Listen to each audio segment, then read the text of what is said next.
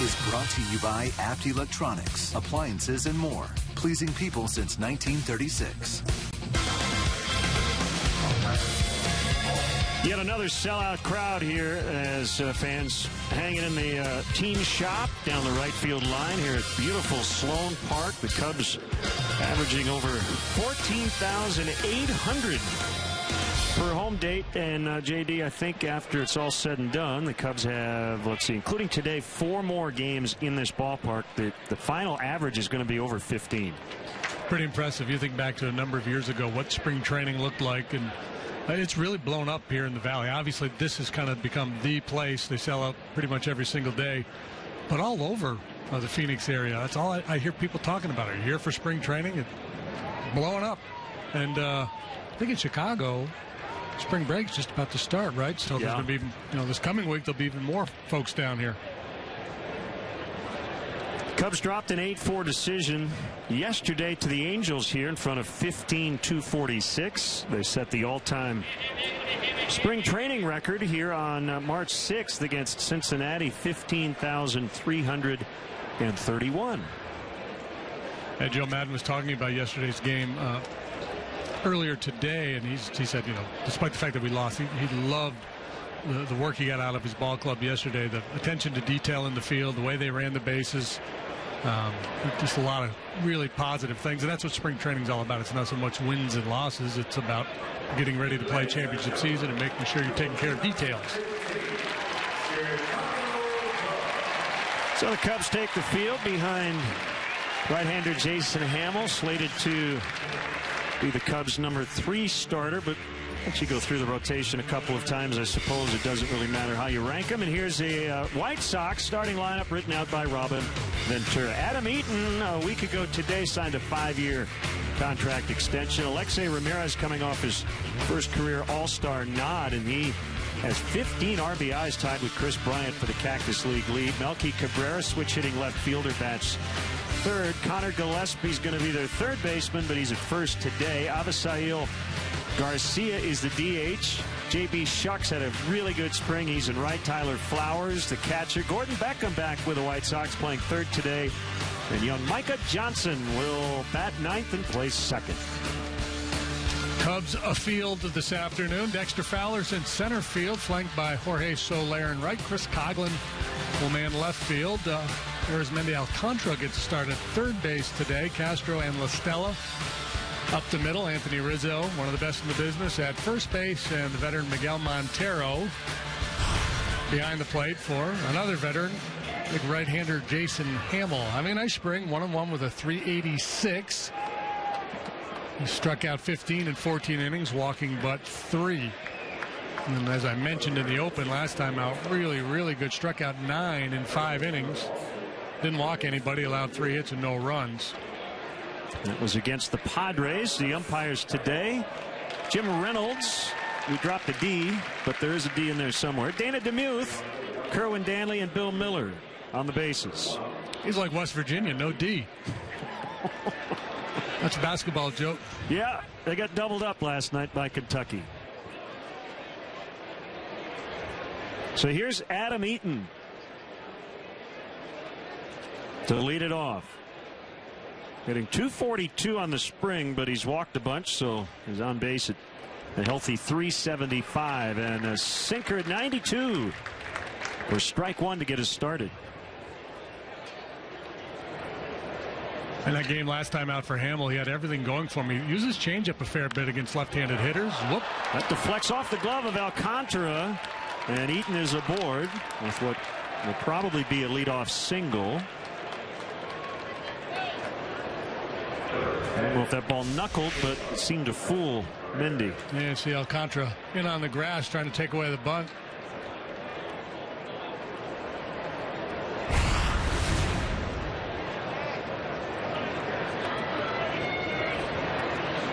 So the leadoff man is on, and here's Alexei Ramirez. Well, a Silver Slugger is the top offensive shortstop in the American League last year.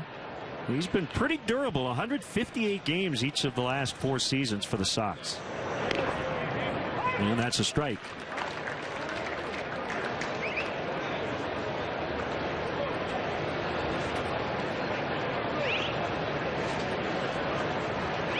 Cubs are 9-14-1. The White Sox are 8-12-3.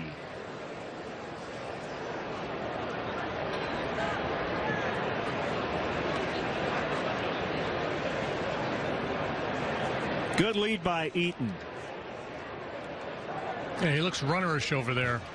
Very aggressive lead. Perhaps has intentions of trying to swipe a bag. White Sox were 9th in the American League in stolen bases last year. They were 8th in the league in runs scored. So middle of the pack. 73-89 was their record. 4th place finish. Yeah, they brought in Vince Coleman, one of the best base stealers of all time. He's their new base running instructor. I think they'd like to run more than in the past.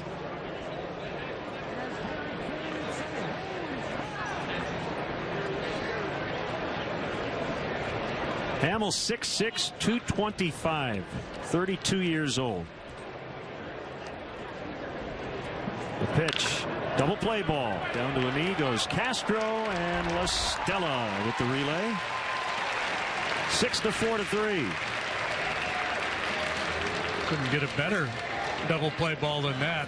Right to Castro with some pace on it, so plenty of time to turn two. All you got to do is catch it and then flip it on over there to second base to get things rolling. You see La Stella, because the ball was so sharply hit, no pressure at all from Eaton.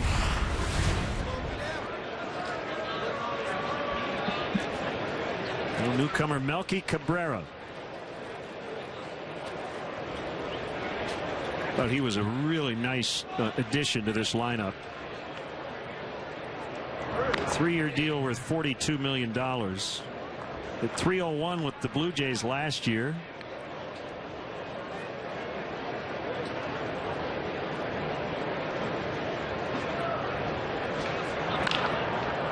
And he sends one in the air the other way. Long run for Coghlan, and he'll get to it in foul territory, and that ends the inning.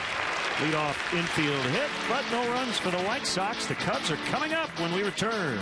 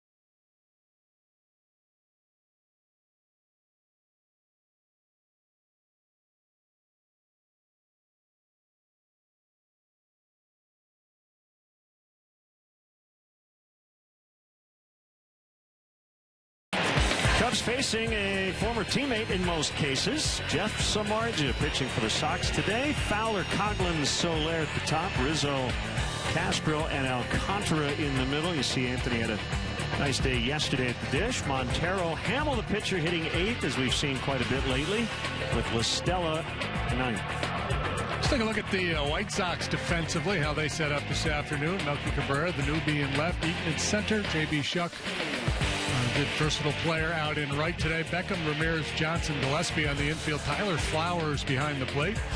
And you know the guy on the hill, the big righty Jeff Samardzija, now 30 years of age. Gave up 3 home runs in his last outing. That's a big part of that 7.15 spring ERA. Product of Valparaiso High School and later on the University of Notre Dame. Grew up a Sox fan. Was a longtime Cub. And back in Chicago now, pitching for the Southsiders. 0-1 is high on Fowler.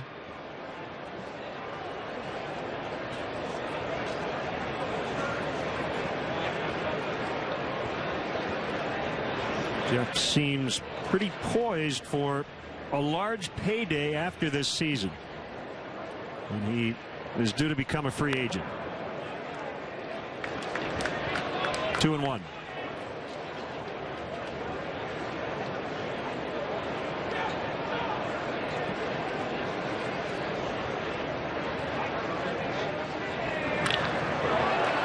The middle and just slowed down by Ramirez, but it'll trickle into center for a base hit. That was, I believe, a sinker that was up in 91. Yeah, he'll throw two seamers and four-seam fastballs, so typically averaging in the mid-90s. That is not where you want to throw a sinker. No, you don't want to throw much of anything right there. So the bottom half of the first starts the way the top half of it did. Top half. An off the glove single.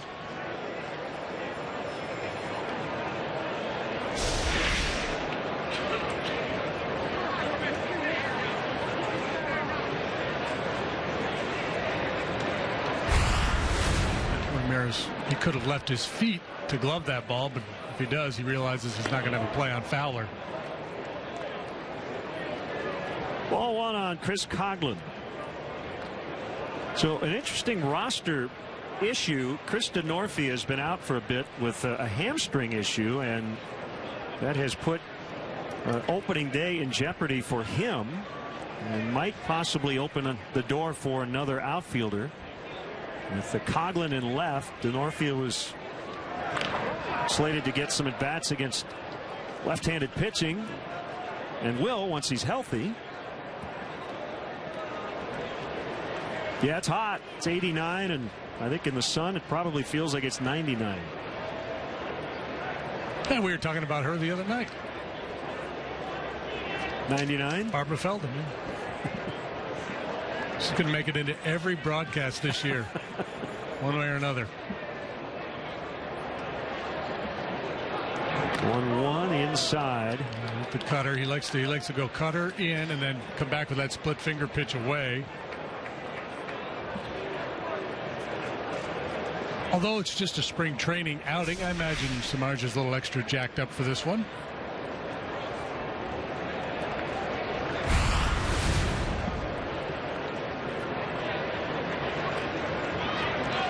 As you mentioned, he will be their opening day starter.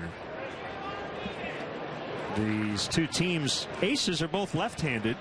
John Lester for the Cubs and Chris Sale of the White Sox. Lester pitched in a minor league game yesterday. There goes Fowler as Coghlan pops it up into shallow left. That ball is caught by Ramirez. Nice play. Throw back to first. Close but safe. That was a fun play. There was a whole lot going on there. Fowler moving with the pitch. Couldn't find the ball, so he rounded second base. Ultimately did find it. Retouched. Scrambled back. If Cabrera had been able to come in and make the catch, he's in a much better position to make a throw to first base. See Dexter with the head down. Right now he's got no idea where the baseball is. Johnson dekes him out there a little bit at second base. Ramirez had to kind of take a little time just to set himself to make that throw, and that allowed Fowler to get back safely. So that'll bring up Solair. And just to finish the thought, Lester, after battling a dead arm, had his last start skipped, pitched in a minor league situation yesterday, and will do the same next Tuesday, and will probably be on a pitch count on opening night, April 5th. Chris Sale, they're hoping mid-April for his return, as he's got a broken right foot. That's why Samardzich will make the opening day start. Yeah, you know, in essence, everybody's always on a pitch count, right? But clearly it's going to be a little bit different for Lester on opening night because he hasn't really been able to get the work in this spring that you normally would. In that minor league outing the other day, threw 55 pitches, and that's his second to last outing before the opener. Normally that's the one you really want to stretch it out.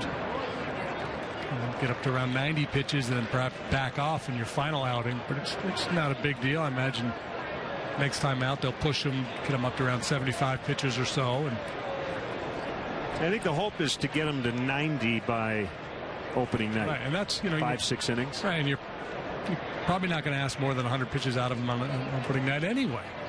A full bullpen. You've got an off day the next day. Solair hits it a ton, and it will go. A 2-run homer on a 2-0 pitch.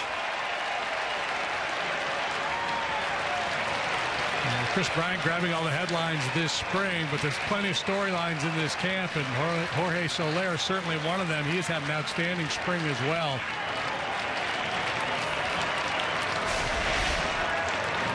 Trying to go down and away.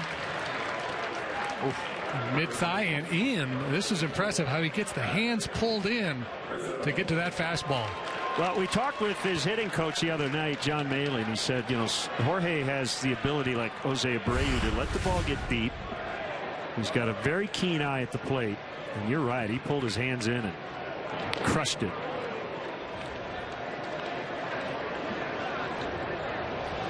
So we keep hearing all these comps because when you have a top prospect, you got to compare him to somebody we've seen a lot. I've said Yasiel Puig, but maybe a little bit more under control. The latest one I've heard, Vladimir Guerrero with strike zone judgment. Yeah, last year that was kind of my take because of the play in the outfield, the power, the plate coverage. But yeah, he's not. Vladimir would swing at anything. Rizzo bounces backhanded neatly by Gillespie. And that's Joe Madden made that point the other day as well. He likened him to Vlad the Impaler.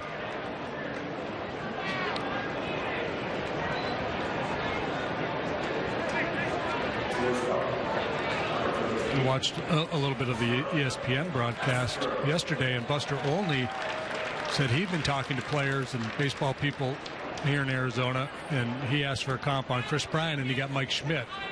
So we'll take it.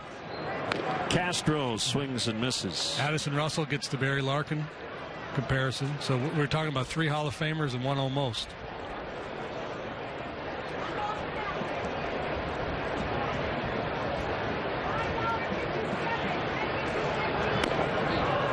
Was I believe a split or a slider. Maybe a slider at 79. Jeff's slider sometimes looks like his split and vice versa. Yeah, sometimes he'll kind of get around his split finger pitch a little bit, and he'll actually have slider like action as opposed to fading down and in on a right-handed hitter.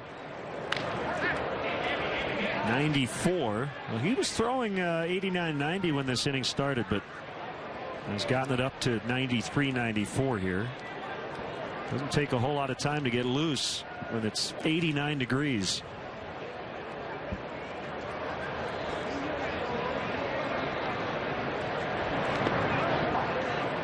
That was the split. I mentioned that Jeff gave up 3 home runs last time out and a home run here to Solair, but typically that's not a problem for him. Last year allowed 20 long balls and 220 innings. He gets a lot of outs on the ground, so he's a power guy who can get a lot of strikeouts, but he gets a lot of ground ball outs as well. Well, that's a pitch right there. It's almost impossible to do anything other than what Starlin did. Just fight it off or live for another day, or at least another pitch.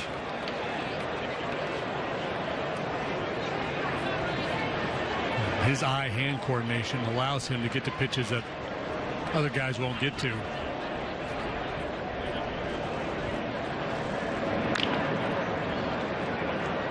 Ramirez will glove, and the stretch by Gillespie, and the inning is over. Jorge Soler with his 3rd homer of the spring, a majestic blast, and it's 2-0 Cubs after an inning.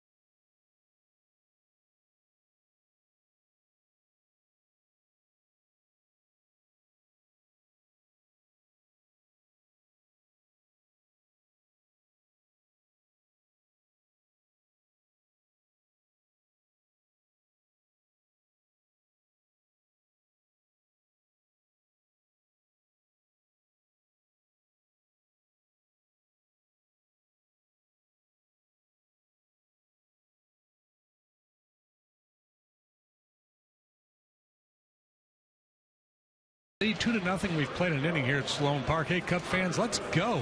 Get your tickets to the opening series against the Cardinals as the 2015 Cubs look to make some noise at Wrigley Field. Opening night tickets are sold out, but tickets are available for the Tuesday and Wednesday games with the Cardinals. Get your tickets at Cubs.com.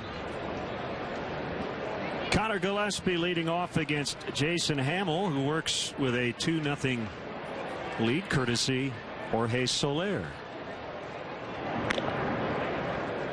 Mentioned in the open, these two teams will match up 6 times this season. Last couple of years, just 4 meetings.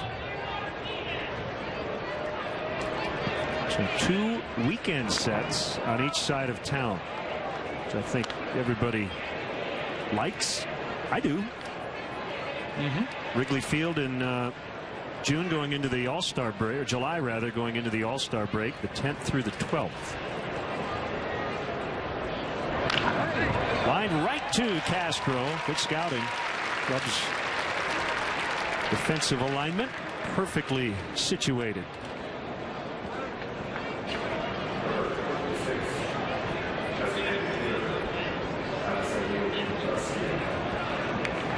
Now Avisail Garcia will play right for the White Sox. He's DHing today. Bad left shoulder injury last year. 8 games into the season, he missed over 4 months.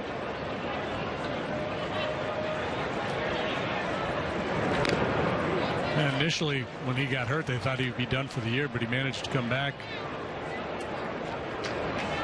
and get some games under his belt.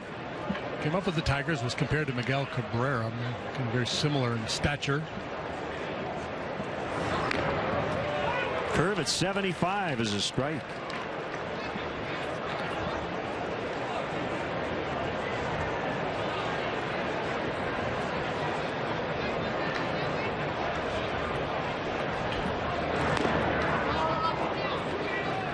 That was the slider.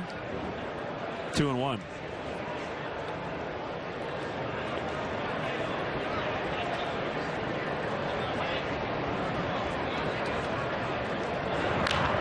Assuming Hamill pitches game 3, it would be the final game of the opening series against the St. Louis Cardinals.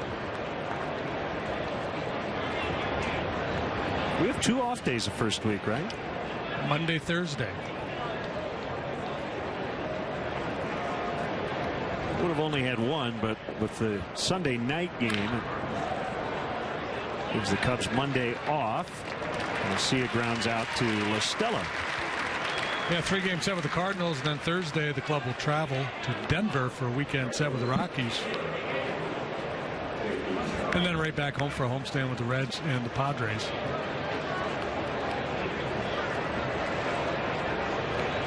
So I guess if the Cubs stay in line, assuming Lester goes opening night, he wouldn't pitch again until the following Sunday, unless they wanted to maybe move him up a day and swap spots with the number 5 guy. I talked to Chris Bosio or Joe Madden about how he wants to. Some clubs will just stay away from that 5th guy early on with the off days. It is nice to have options. J.B. Shuck, 2 balls, no strikes.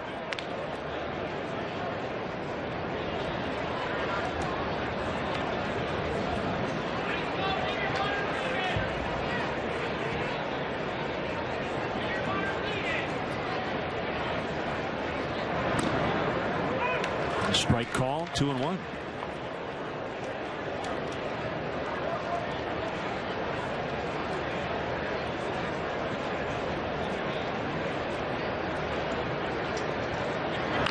It is funny how it works in this game when it comes to bullpen usage and your rotation.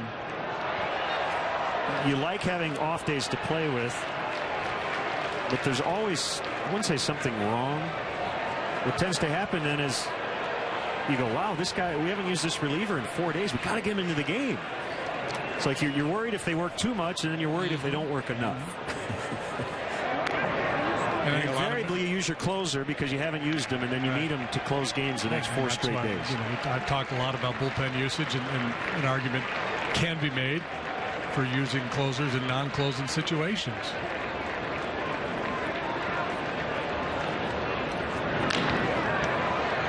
Slicing drive, and Coghlan just knocks it down. Shuck's going to try to make two, and he will get them. So a two-base hit for Shuck. That's Shuck's game, a contact hitter. He'll take a walk. He's got good on-base skills. Doesn't hit for power. He runs well. Yes. No doubt in his mind that he was going to try to get two as Coghlan left his feet to try to make a play on this ball. Was able to knock it down, but still a hustling Shuck able to cruise on into second base.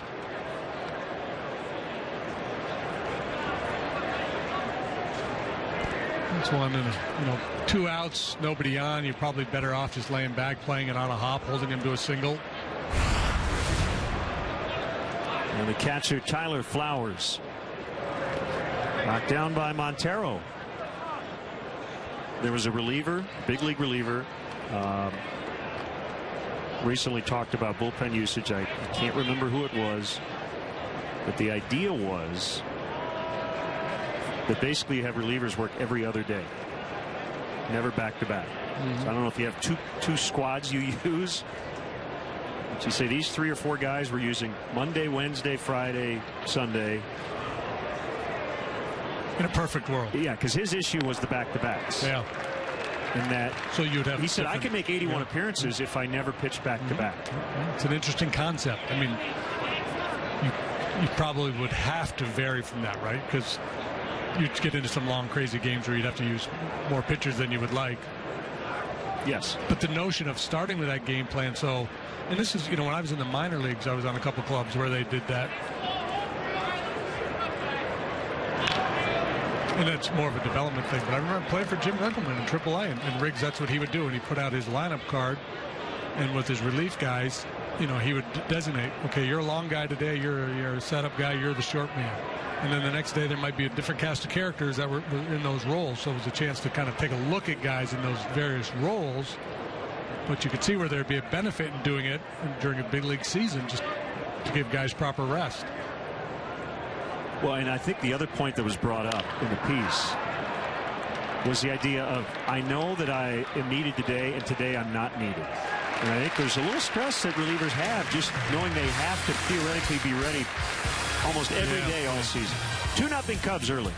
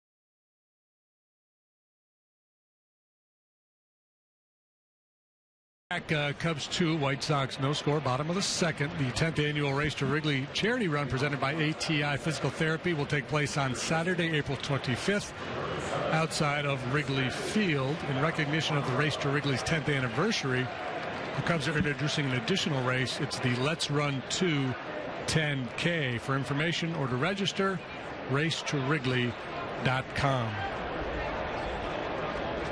Len'll be there probably. If I can, I'll definitely be there. Fergie would do it. Hall of Famer Fergie Jenkins. signing autographs today, and there's a lot of work with his foundation here at spring training with Fergie's Friends. 1 ball, no strikes on Alcantara. We're going to be in Cincinnati when that race happens. Okay. Well, I'll run in Cincinnati as an honorary participant. We'll put a GoPro on you, and we could shoot it on the big new video board. You bopping around the greater Cincinnati area. I like it.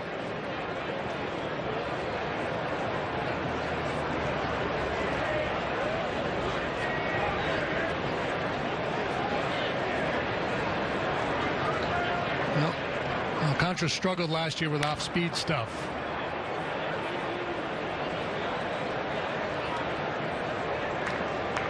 So if Samardzija and Flowers rely on that scouting report, expect to see a split finger down around the toes here.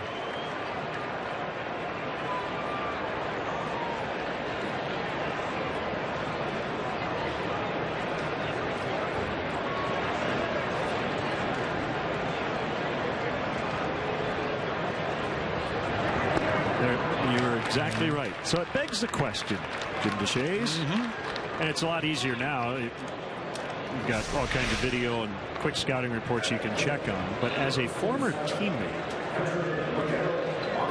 would Jeff Samardzija have known that just by being with the Cubs last year, that that's Alcantara's weak spot? Did you know that about former teammates when you faced them just by observing? Some yes, some no, and I think it depends on the pitcher. I think some guys are more cognizant. They pay more attention during the game, and they get a feel for what guys are vulnerable to. Melky Cabrera in left as Montero retired on 1 pitch. Usually only if it's extreme, though. If a guy really struggles with off-speed stuff, or the guy chases one high fastball after another, it's hard not to notice that.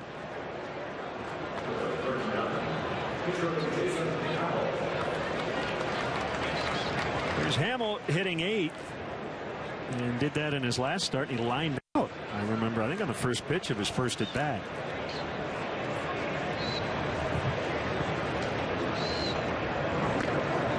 You know, we've talked to coaches, and then they'll tell you that players will come up to them, you know, before they're at bat. Sometimes it's in the 2nd or 3rd inning. But what's that guy throw?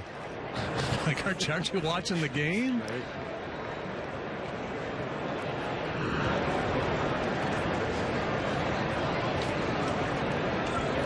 Travis Wood hit a home run off the bench yesterday. And a base hit for Hamill.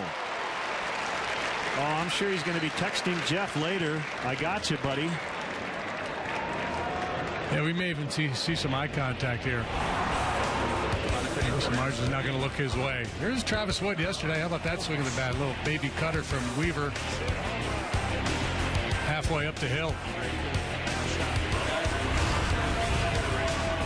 Samardzija not batting today as the White Sox have the DH. So here's La Stella in the 9 spot.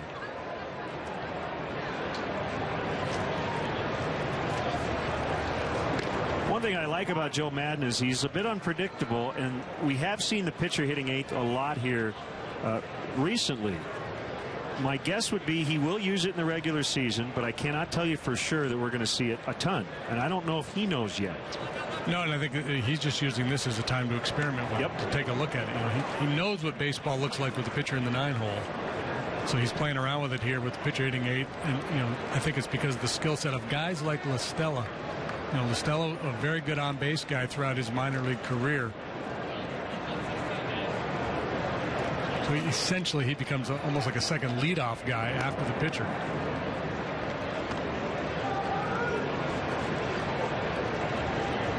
Gillespie's not even holding on Hamill. And a 1-2 count on La Stella.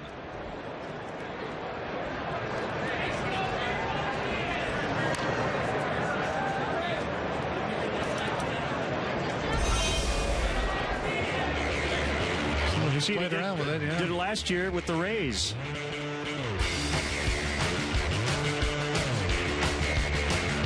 And that was kind of just a one and done, wasn't it, for Dale Swain back in 2012 with Jeff.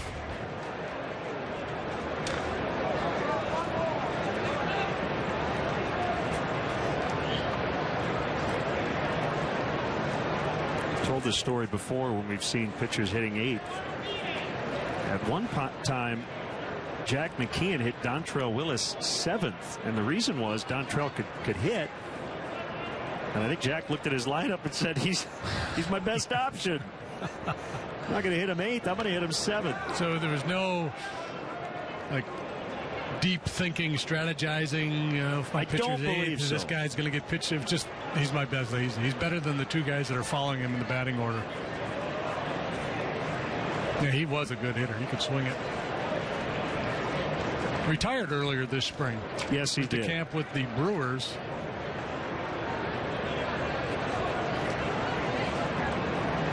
He can be very proud of his career. Most of the success he had was early. Big personality and that funky delivery. Which ultimately, JD, I think, created his demise, because once he kind of lost that command, he just couldn't throw enough strikes.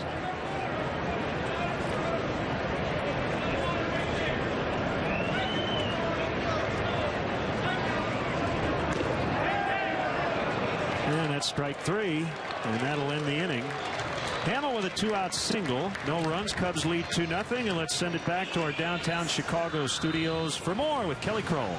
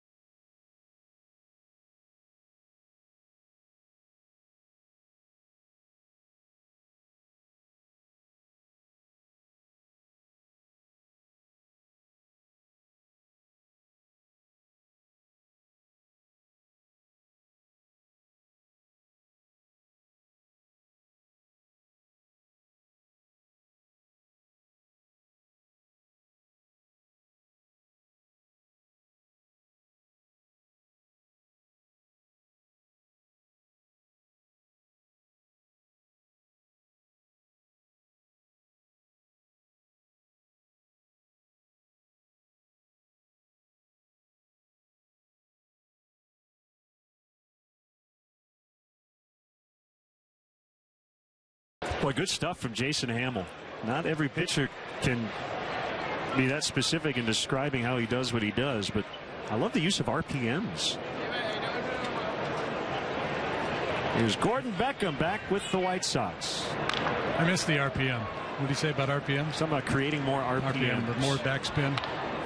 Ball stays on the finger longer. That was Pedro Martinez. That was one of the things he was a little guy, but he had big hands, long fingers. Beckham will be able to move around the infield as needed. 2 strikes on him.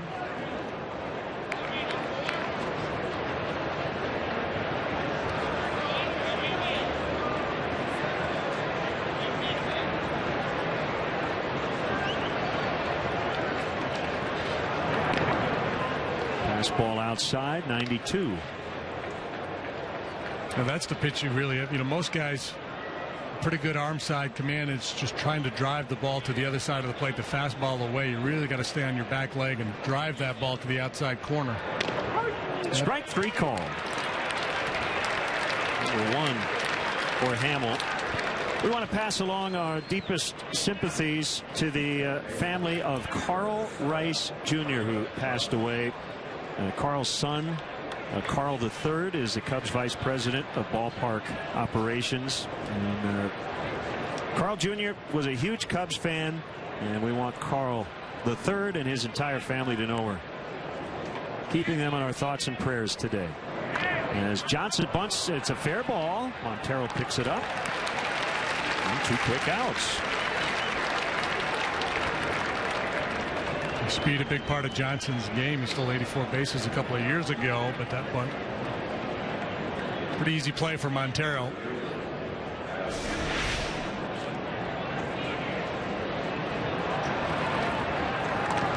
You leave it in the dirt, you're going to be out.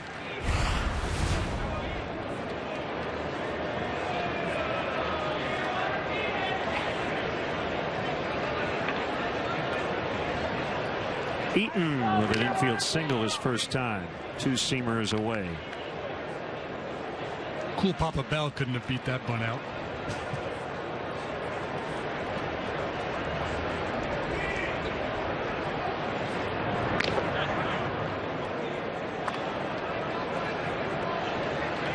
The Sox feel like they'll be an improved club offensively this year with Eaton and Cabrera. Melky Cabrera at the top of the order. 2 guys with pretty good on-base skills, and then Abreu, LaRoche, Garcia, the run producers in the middle.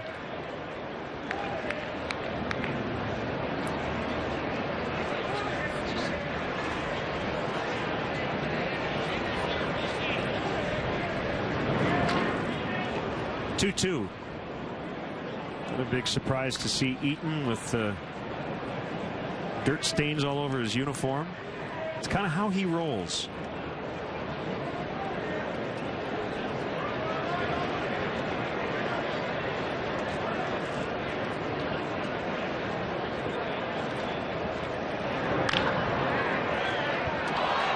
And Castro will not have a play. That's that tweener. If you don't catch it, you got to play the short hop. Yeah, and then they tried to get in front of it. Maybe would have had a better chance trying to backhand the ball. But it's got some funky side spin. And he backed up. Usually bad things happen when you start retreating. Sometimes you're forced to. Yeah, I think that's what he's saying right there. He should have just held his ground and tried to pick it on the backhand side. By and large, infielders, especially middle guys, are told move forward, not backwards on ground balls. You get flat-footed, and a lot of times bad things happen. So that's an error to keep the inning alive. I feel like, and I haven't asked him, Starlin's had a tough defensive spring, JD. He looks to me like he's too mechanical and maybe thinking about it right now. Just not in a rhythm at all. And he admitted the other day, after a rough game against the Diamondbacks, that it's got to get better. Well, and you know, the kid Addison Russell, who made a spectacular play to start a double play yesterday, is a really good defender. He's got unbelievably good hands. I think ultimately he's going to be the shortstop for this club. I don't know when it'll happen, and I don't know if that just means a position change for Starlin or a trade.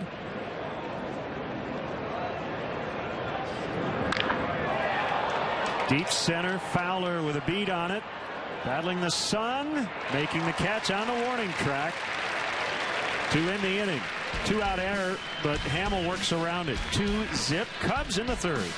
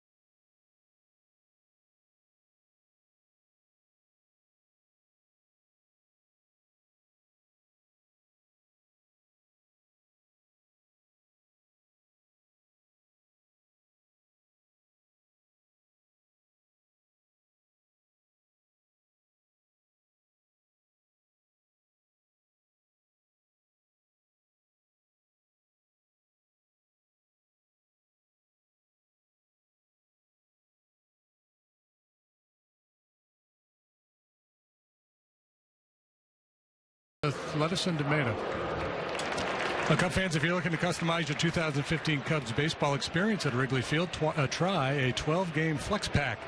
These packs allow you to select 2 marquee games, such as opening night or games versus the White Sox, plus 10 additional games from throughout the season. For more information, visit Cubs.com. Try it out. Lifted into center. Drifting Eaton's got it, and Fowler is out.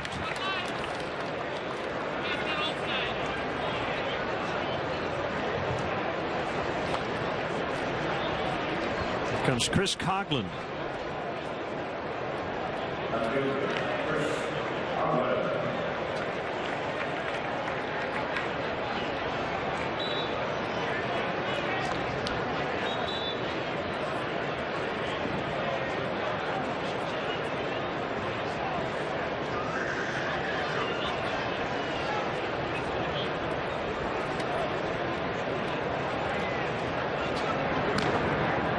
Strike called. The Cubs honoring the late Mr. Cub Ernie Banks with the number 14 patch there on the right sleeve, and the White Sox honoring the late Minnie Minoso, who recently passed away as well. There's that number 9.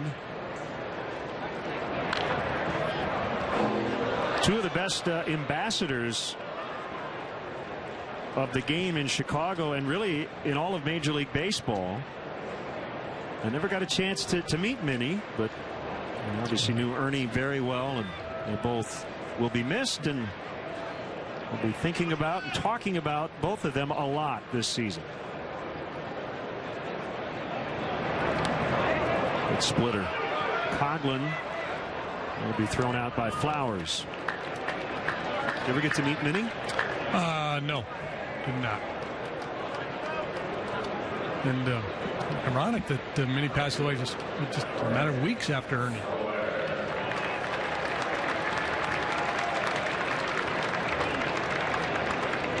Cuban Comet made his big league debut with Cleveland in 1949. And then in his mid-50s in 1980, he got 2 plate appearances with the White Sox. So 40s, 50s, 60s, 70s, and 80s.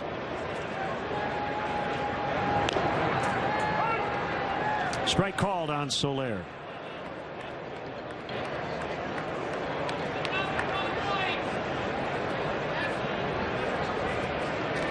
One thing you know about Samardzija, one swing of the bat's not going to scare him out of the strike zone. Solair hit a 2-0 fastball for his home run, and Samardzija starts him with a fastball here in this at-bat. Just a better one. He found the outside part of the plate.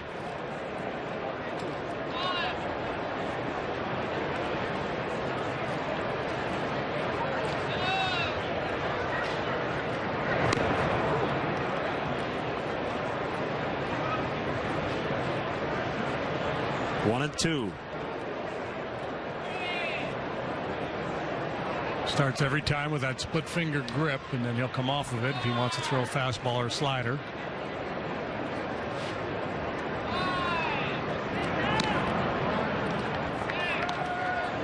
Rizzo on deck.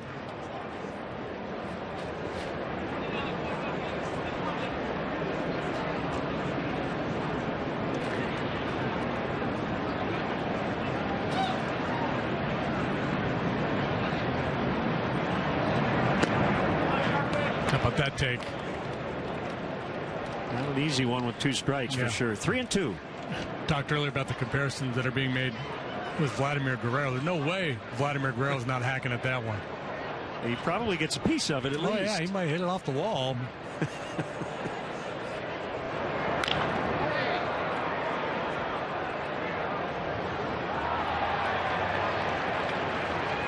Well, I never got to see Minnie play. It's amazing to me he never got more than 21% Hall of Fame votes. 20.9% in 1986. But you talk to a lot of people, and they believe he should have been in the Hall, but a Hall of Fame human being, no doubt. This time Samardzija strikes out Solair. Cubs go 1-2-3, and they lead 2-0.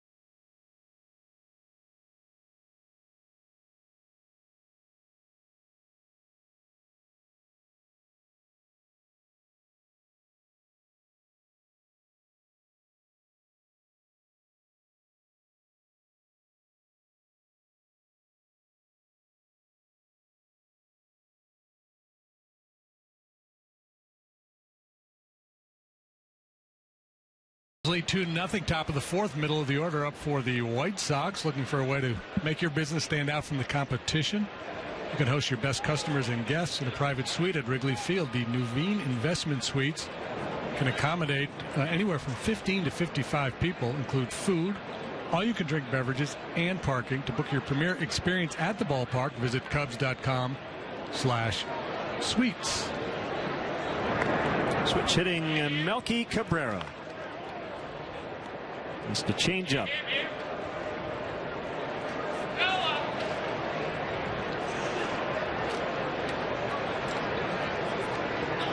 So 2012, he's a Giant. Diving stop, LaStella from a knee. I think he had a little more time than he thought as the throw pulled Rizzo off the bag. It'll be a hit.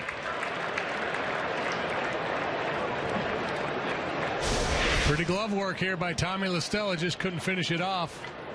Yeah, maybe could have gathered himself a little bit more and gotten a little more on the throw, and perhaps an accurate one at that, but still good glove work. I always go back to Bill Russell calling NBA games on CBS. A guy would block a shot and he'd swat it into the third row of the seats, and he would say that's a half a play, because he wanted him to block it and steal it, control it. So I guess we could say that was a half a play, but pretty good half. Yeah, so Cabrera back in 2012 was a San Francisco Giant. He was the All-Star Game MVP. He was leading the National League in hits and in hitting in the mid-August, and then he got that 50-game suspension for the positive PED test. Should be 2. A little stumble by Castro, but still time, and they do turn it. Second double play of the 6-4-3 variety today. Cubs turned 4 double plays yesterday, and Jason Hamill, a little different pitcher today than last time we saw him when he was striking out all those Padres. A lot of action today. Balls being put in play. That one Castro really had to fight. Almost got through the 5-hole on him. Yep.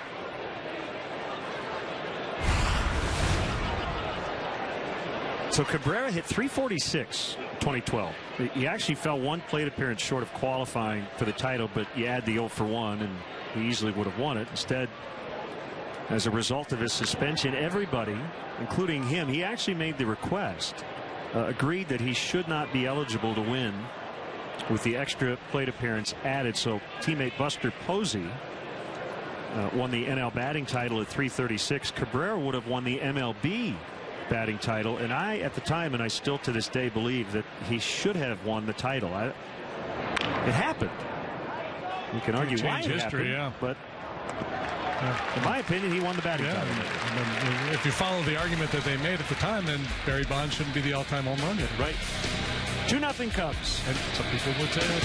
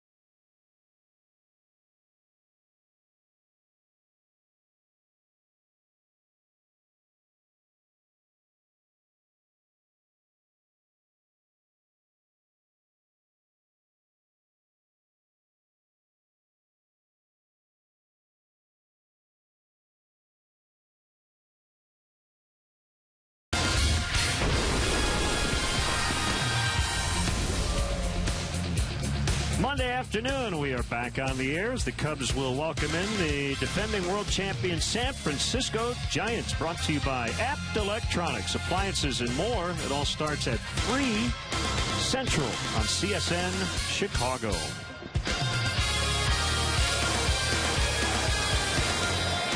Samardzija to Rizzo. Ground ball right at the first baseman, Gillespie. And starting pitchers seeming getting in a groove and getting some early outs in the count. Yeah, Samardzija, I just don't think he was heated up in that first inning. You mentioned the velocity was down a little bit. He was working under the ball, left a lot of pitches up. The home run pitch to Solair wasn't up. It was in a little bit, but he was behind in the count 2-0. And since that first inning, he's had a lot better command of the fastball, and he's had pretty good split finger pitch as well.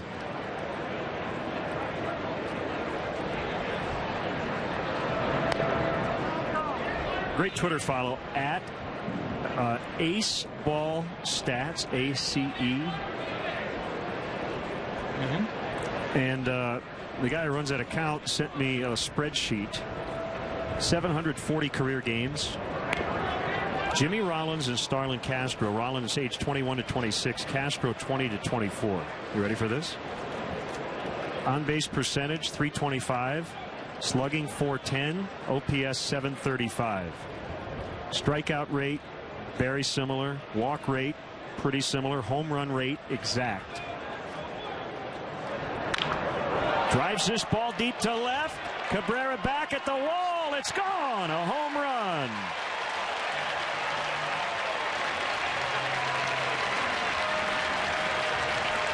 First homer of the spring.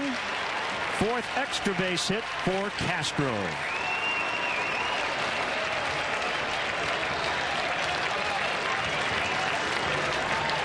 Yeah, this is something a couple of years ago we didn't see anything like this at all from Castro. Turning on inside fastballs. Last year he did it a fair bit more. That could be a real difference maker for him. He's got, we talk about the eye-hand coordination, the ability to get the barrel of the bat on the ball. Hit pitches all over the strike zone, and this is just the next level. If you can turn on fastballs like that, then those home run numbers are going to go up. Alcantara went. Yeah, so just kind of an interesting comparison. Obviously, Rollins doubling up Castro and stolen bases. That was early in his career, much more part of his game than it is Starlin's. But Rollins, a former MVP. And I guess a slightly less than Hall of Fame caliber player. Yeah, and there's a really good one for a long time. Jason Stark wrote an article last year kind of making a case for Rollins at least being considered as a Hall of Famer. So see when all is said and done. But, and Rollins a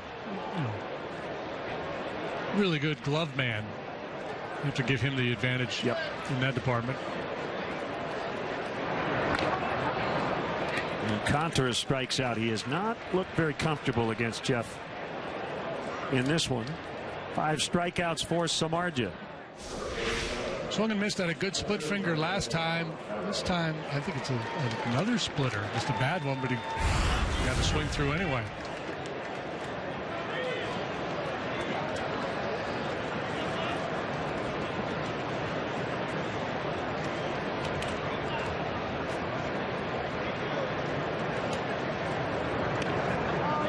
Good idea if Montero was going to take that one because he flied out on one pitch in the second inning.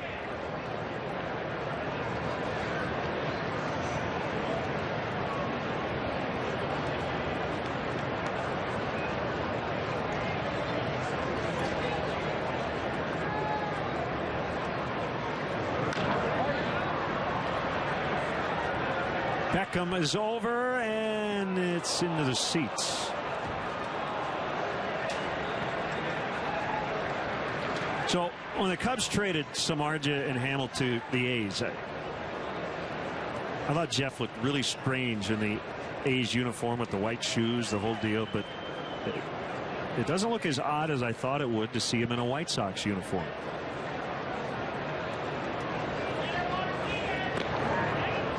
Outside corner, 1-2. Well, that A's uniform is kind of out there, so everybody's going to look a little different in an A's uniform.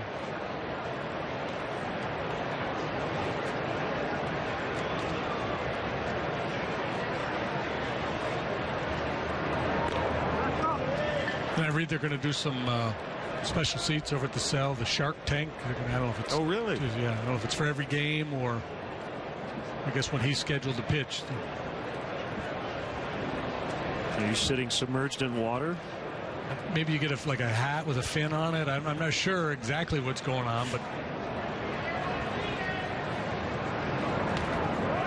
Montero missed it. Ball gets by, and he's going to reach.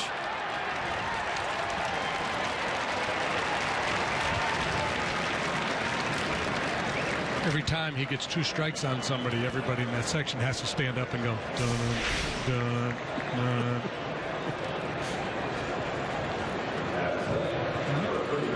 Should be a pass ball, right? You could make a case for it. Before it got dirt. Either way, it should have been handled. It's not like you weren't anticipating it down there if you're Tyler Flowers. That's the one you asked for.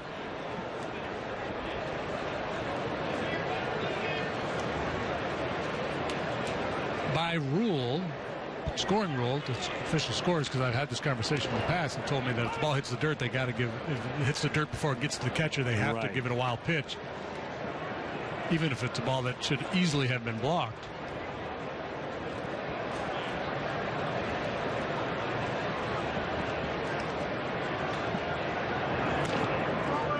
Hamel singled into center his first time up.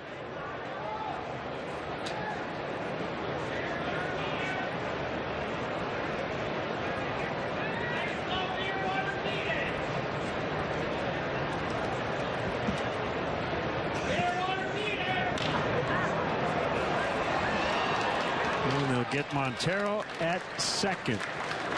Castro with a home run, giving the Cubs a 3-0 lead. Let's send it back to our downtown Chicago studios. Here's Kelly Kroll. Thanks a lot.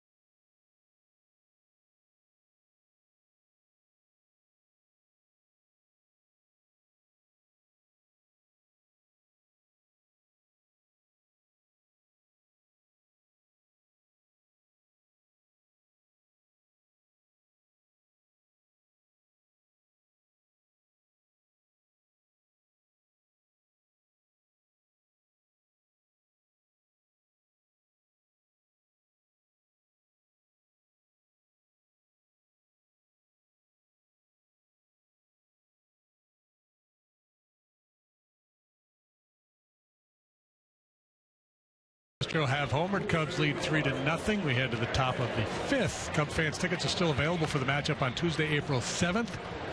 With the Cardinals in town. First pitch at 7:05. If you're one of the first 30,000 fans, 21 years of age and over, you'll receive an official 2015 Cubs magnet schedule presented by Jack Daniels. For more information or to purchase tickets, visit Cubs.com. Man, that was a big scoop. The little guy got his money's worth there. Well, it melts faster here in the heat. Look at that thing. Got to choke up on that cone. Big guy. Shuck, Flowers, and Beckham. I don't know if you can shuck Flowers. He should have been with Zach Wheat in the lineup. Worked well. Or shuck corn, I guess. You shuck corn, you shock wheat, I think. Okay.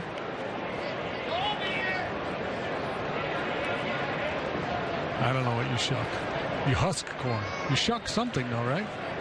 I thought it was corn.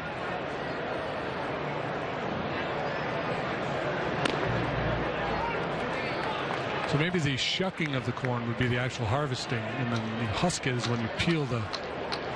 Or maybe, I don't know. I don't know.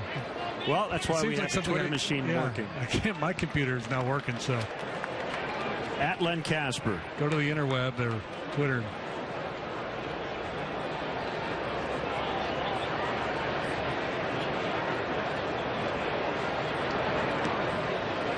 In the dirt, 1-2.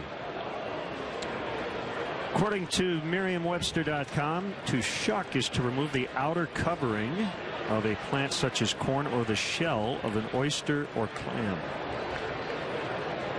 Yeah, of course you shuck oysters and clams. That would...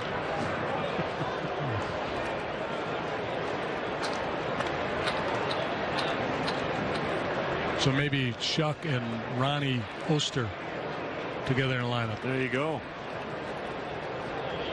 For you budding filmmakers out there, or if you're going to write some sort of book, if you said it before 1772, do not use the word shuck. That is apparently when it was first used. We don't want any anachronisms. When you set your next book or movie in 1738, you can use it. Shucking oysters. You're good.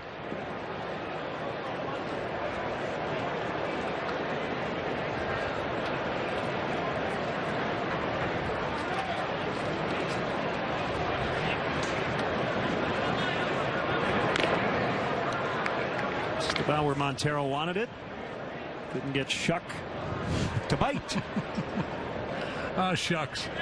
Maybe a changeup here. He used it a lot in his last start against the lefties. Nope. It will drop for a base hit. They came in at 366, and that average going up, he's 2 for 2. Came in, he wasn't guaranteed a spot on this club, but I think he's played his way onto the team.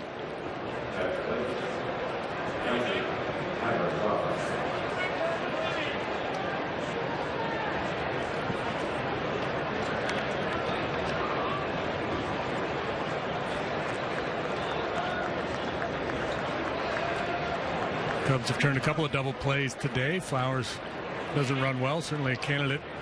He hits it on the ground.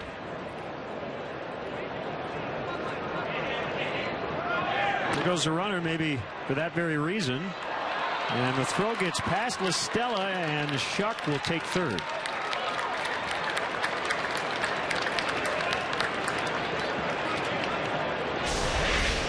A lot of times a manager will give players like Shuck a green light in spring training and just say, hey, show me what you can do. If speed's part of your game, go ahead. Show me what you got.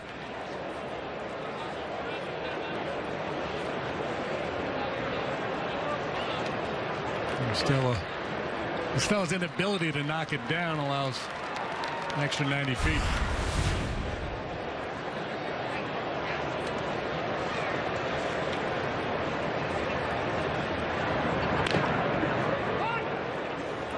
The new AA affiliate, or the AA affiliate of the Milwaukee Brewers in the Southern League, the Biloxi Shuckers.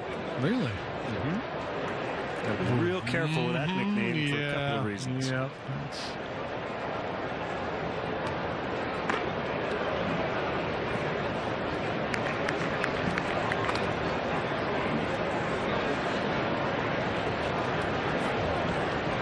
There'll be some T-shirts, won't there, with that? Play on that? I would think. Flowers strikes out a bunch. 36% of his plate appearances last year. At this time, drills this one very deep to center, and it's gone way up under the batter's eye berm. Yeah, and that's the one thing he does provide. He's got a little power. He didn't hit for average. I mentioned all the strikeouts, but he did hit a few home runs last year. And boy, he got every bit of that one. Ooh. Lazy slider from Hamill that time.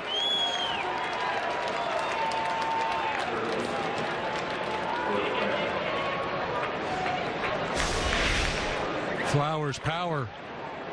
Hanger. 15, 16 home runs, something like that. Yeah, he was a lot better in the second half than the first last season. Let's look it up here. I have this trusty White Sox media guide. So we say Tyler Flowers brings Marge power. 15 home runs last year. Ed Farmer was good enough to share his media guide with us. It's caught. We should have asked Ed Farmer about shucking. Silly us. Yeah.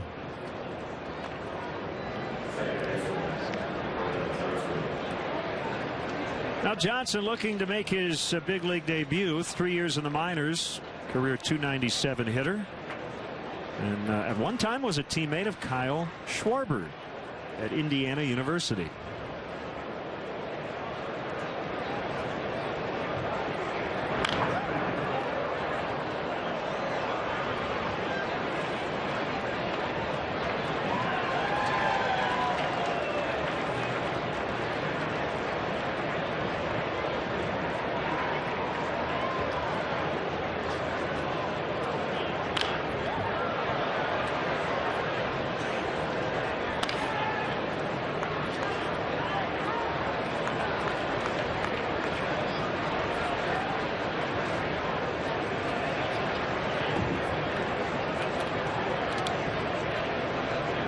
All the runs coming on homers.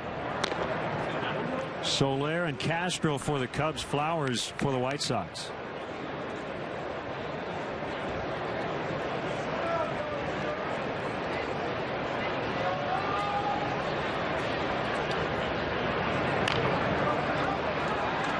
Hamill with a barehanded pick.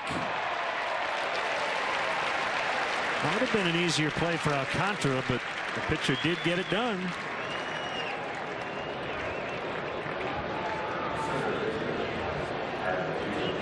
And with Johnson going down the line, not an easy play for either guy. Remember, he tried to bunt last time and left it in the dirt. Montero got him this time, just a little chopper. Hamill takes a look at Alcantara, figures he's the best option. That's a pretty good play by the big righty.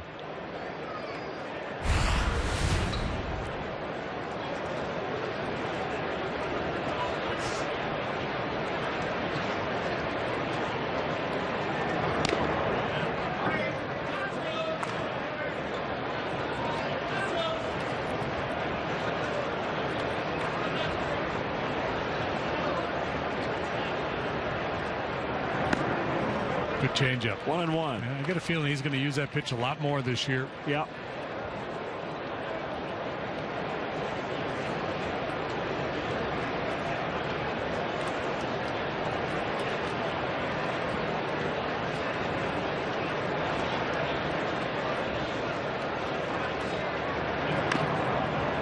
Wanted foul.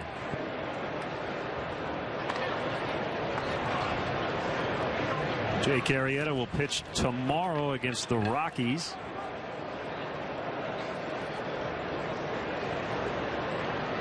He'll be here, and it's a split squad day. Cubs will head to Cincinnati's home park in Goodyear. Gonzalez, Germain, and Aroldis Chapman will pitch at least the first inning for the Reds. That's a two-strike bunt attempt. He's just practicing, I think. Okay, so that's a strikeout. Hamill going, thanks, Adam. Flowers 2-run homer, and the White Sox within 1. 3-2 Cubs.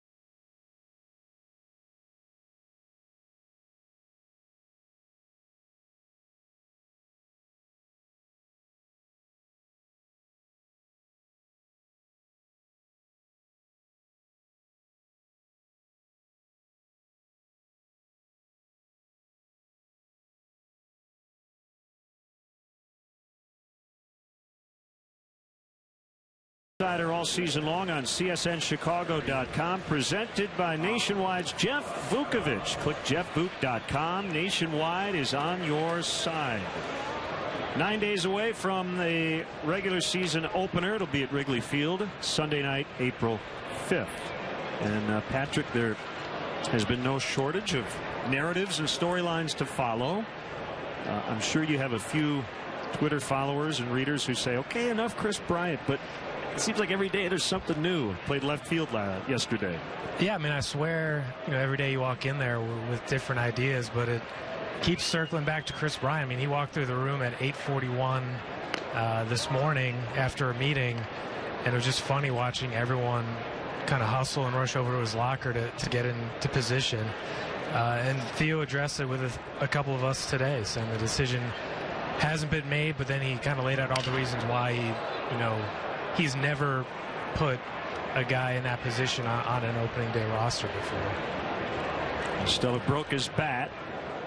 3-2 Cubs lead here in the 5th inning. And then Mike Alt hit a home run yesterday. He's had a really good spring. That's kind of the story nobody's talking about, is a guy who had some struggles at the big league level last year, and defensively I think has been really good this month. Yeah, without a doubt, and that was kind of the reputation he had coming out of college, kind of being a top prospect, not quite at the level of Chris Bryant, but I do think that as the Cubs weigh all the variables here, and we've gone through a lot of them, but as you said, Mike Alt's kind of the under the radar one that, they really do want to see what they have in him, if he's a changed player. And obviously it would be a great problem to have if Chris Bryant comes up, in mid to late April, and you've got Mike Alt, either playing third base, he can play first, he can go to the outfield, and obviously, he's got a lot of power too, so he could be a real nice asset if things break a certain way. So Marge is 1-2. And a roller into center, leadoff single. All right, so what other storylines are you following at the moment? That's a good question. It really has felt like Brian has been every single day. I mean, what do you guys think? The Baez story kind of. Is he going to make the opening day roster? I think Joe Madden would like him to. I think that was pretty clear as Joe's done his daily media sessions, which seemingly run almost 20 minutes every day. But he sees Baez, and JD, I'm curious what you think, but he thinks this guy, everything else he does that could help them win those games in April, as well as that'll force Baez to make those adjustments. Yeah, ideally they're sink or swim. It seems to me like the latest Joeism is his liberal arts approach to baseball. So whereas so many people focus on what's going on in the batter's box, he's taking a broader view of the kid's base running ability, his athleticism, defense. And to me the big question is, well, one, you're trying to win games, so that's the most important thing. Is he going to help you win games? But two, is he better off at the big league level competing against big league pitching and figuring it out, or going down to AAA and taking advantage of lesser pitching and never really getting over that hump where he can handle big league pitching, because it is a little bit different game. And I don't have the player development background to tell you the answer to that, and I don't know if anybody really knows the answer to that. That's always a kind of a guessing game, right? Well, let's take a shot. Let's keep him up here, see how it goes. If he fails, then you send him out. That's one way to do it. The other way is just to send him out initially and say you need to work on X, Y, and Z.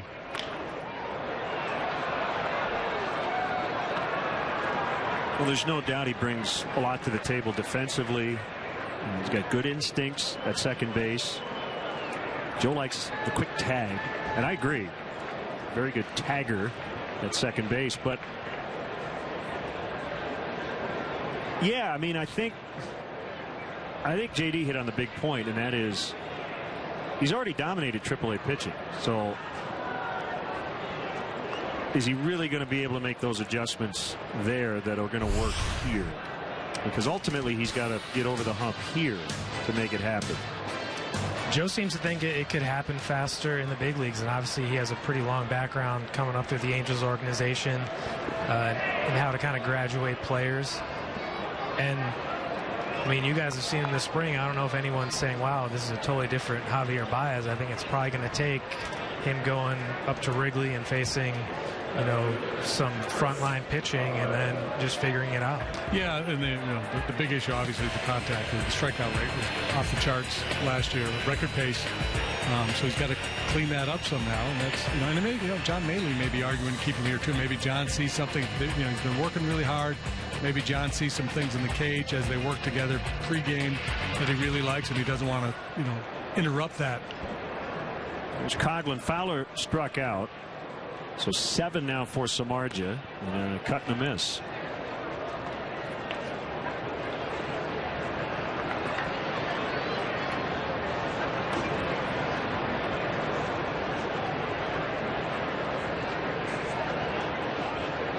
Kind of fun. Cubs, White Sox. A lot of people trying to figure out who's going to win more games this year. The White Sox had a really interesting offseason. I am not in the prediction business, as you know, Patrick. I guess my pat answer about, you know, how many games are the Cubs going to win? They won 73 last year. The roster is clearly better than it was a year ago. I do think we have to leave some room for some growing pains with some of the kids, and as they get used to playing for Joe. That ball crushed. Cabrera will watch it go. 2-run homer. Coghlan. 3 homers today for the Cubs, and it's now 5-2. Samardzija gave up 3 in his last start. There's one guy who's dying to get out of Arizona, I bet.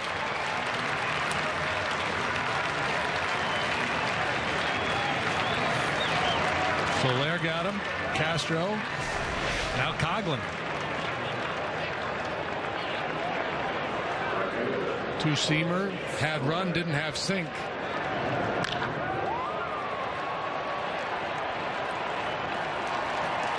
Finish the pointer question, Patrick. My answer is the Cubs are better. I will not give a number because I think it's foolish. But of all years, I'm really pumped to just kind of let it play out and just see. I think there's a wide range of possibility, but I think it's fair to say this team should be a fair amount better than last year. I think they're going to be interesting, and I think that, you know, is kind of an upgrade certainly from, you know, our job, you know, that perspective. But I mean, whether they're good or bad, people are going to care, you know, what happens with this team. You know, we're not, remember all those booth hits we did last year? We were talking about what was going on in like Daytona and Tennessee, like kind of filling time that way. This is going to be, you know, what matters, what happens between the lines is going to matter. And it's going to be cool to see, you know, how does Starlin Castro respond to that, you know, after, you know, being through 5 fifth-place teams and seeing all the changes. Is he going to raise his game? Kind of same with Anthony Rizzo, and then you'll have that wave of, you know, Bryant coming and stuff like that. So it should be fun to watch. Well, I think there are people who think that Addison Russell would have been the opening day shortstop for the A's. So he's got to be knocking on the door soon. And the Cubs have been very deliberate about their plan. I don't know when we'll see Addison Russell, but having watched him a lot here in March, it's not going to be that long before we see him here in the big leagues. Yeah, I remember when that trade went down, just doing some, you know, Googling Addison Russell and trying to read up on him. And one of the Bay Area writers had the story on Russell, and the kind of the crux of it was, you know, they viewed him as someone who could help their team in a pennant race last year. That, you know, if he had stayed healthy, you know, and kind of done what they expected, that they thought he could be almost like a trade deadline addition to what I think was like a 90-win team or whatever. So obviously, if you're the Cubs, you got to be looking at Russell, you know, as a guy that if he's as good as advertised, you know, he could certainly help this team this year too. Well, I think it's only good that you have kids who are pushing big league guys, as Rizzo cracks this one at the back of the berm to make it 6-2. Yikes. He crushed it.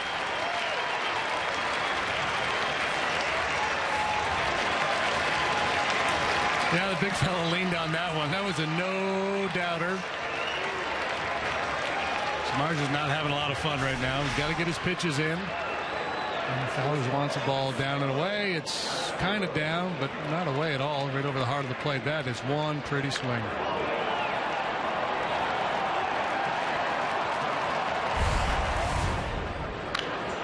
Castro pops it foul out of play. Yeah, this is a tough position to be in as a pitcher in spring training because you're kind of struggling with your command. You're giving up some big swings.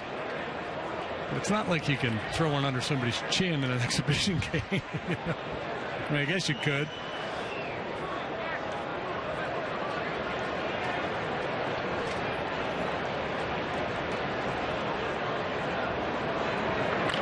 I don't anticipate Joe, aside from one or two guys, we know generally where Rizzo's going to hit, middle of the order, 3, 4, maybe 5 on occasion. Fowler should lead off most days, but I think Starling's going to move around. I think Joe's going to have an open mind about what his lineup looks like depending on the matchups.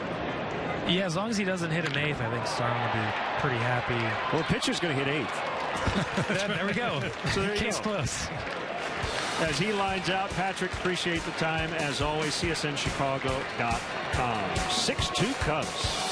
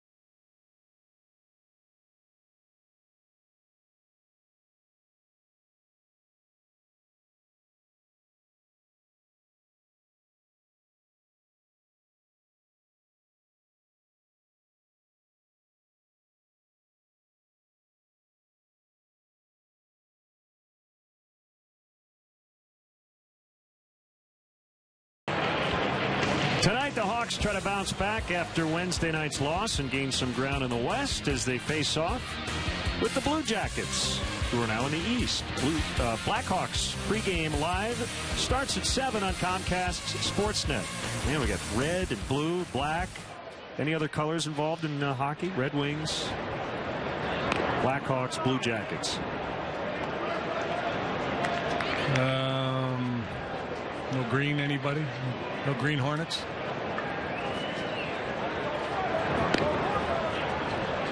There used to be Maroons way back in the day, wasn't there? Sounds right, yeah. And here's the White Sox.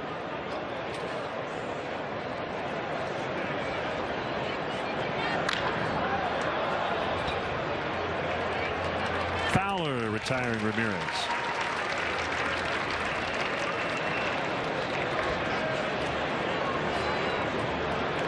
How about the California Golden Seals? There you go. They don't exist anymore. No. But you know where part of them ended up? I can get you to the Dallas Stars from the Golden Seals. The Golden Seals. Ready?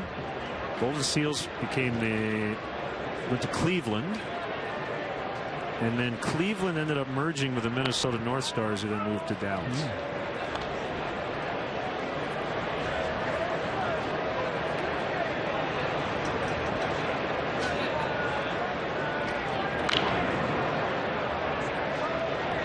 Cleveland Barons.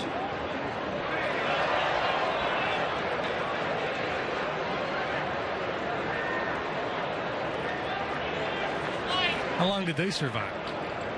Must have been when I was in a non-hockey mode. Like a season or two, most.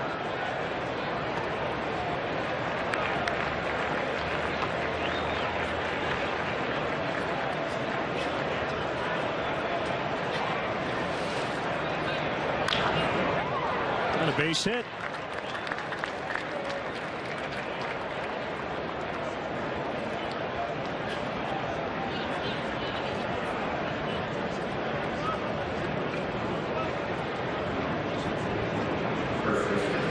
Not happy with himself. Didn't like the location of that fastball. Cabrera's a good, solid big league hitter. Switch hitter, good from both sides of the plate. Montero wanted it in. It leaks back over the middle, and it's up.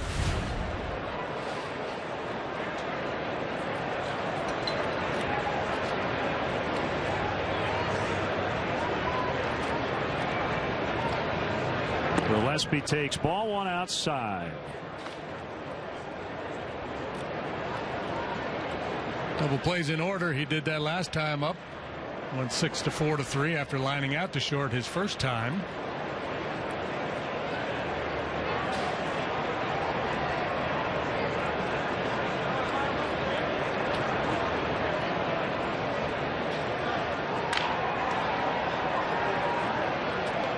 Coghlan with the sunglasses on makes the catch. 2 outs.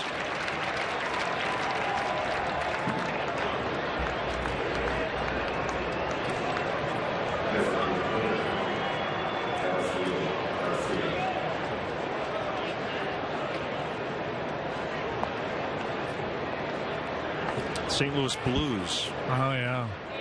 Thanks to Shane Doyle for checking in. On Twitter.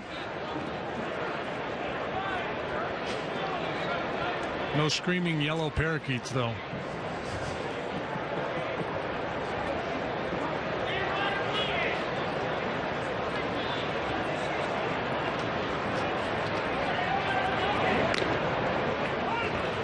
Get me over slider for a strike. You wouldn't want to throw that with 2 strikes. Yeah, he's shaking his head again. He's kind of fell out of that one a little bit. It's a hot day here. He may be starting to feel a little fatigued.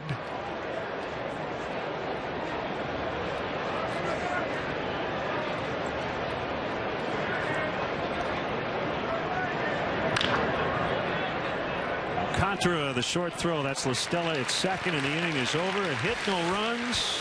All Cubs to this point, 6-2.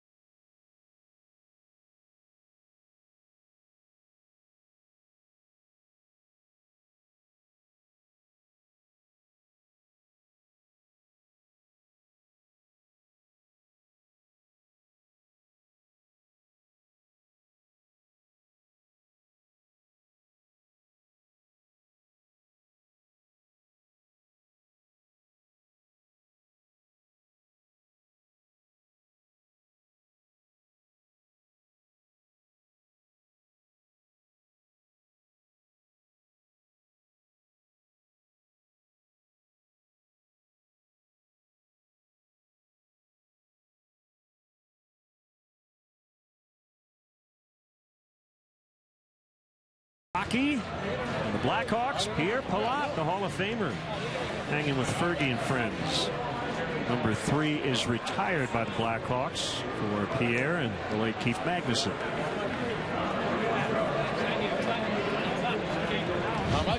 And I was there. The jersey get the puck. November 12th, 2008. You were where? At the retirement ceremony, the jersey retirement. So I guess that's a connection with Fergie, because he has his number 31 retired, shared that number with Greg Maddux. Ooh, that's a good trivia question you're building there. Strike on Alcantara.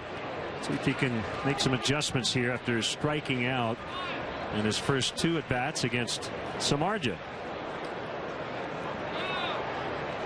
Would have been understandable had he jumped on that first fastball he saw, but didn't work a good at-bat here.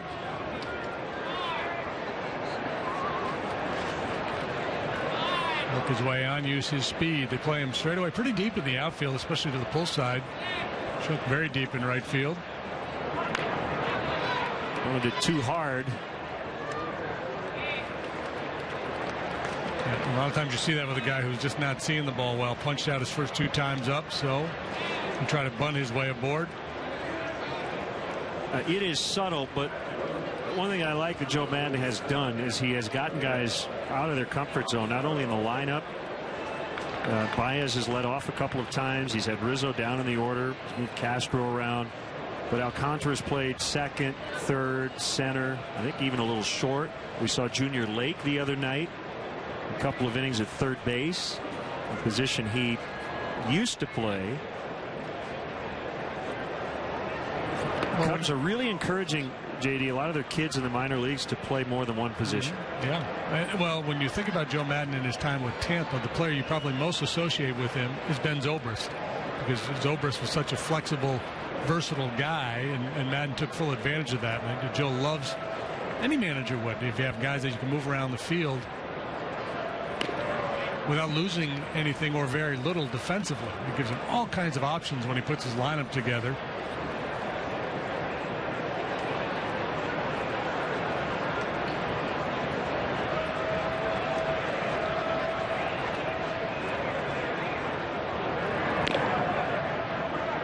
Little slip there by Jeff. 3-0. Zach Duke is up in the White Sox bullpen. He's going to drop down right here. The veteran lefty signed a 3-year deal this winter.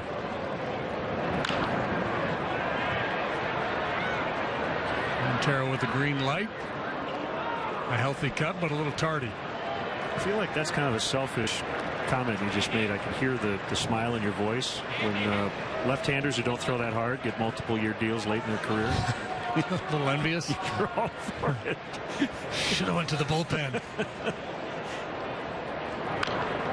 3-2. Pedro Strop heating up.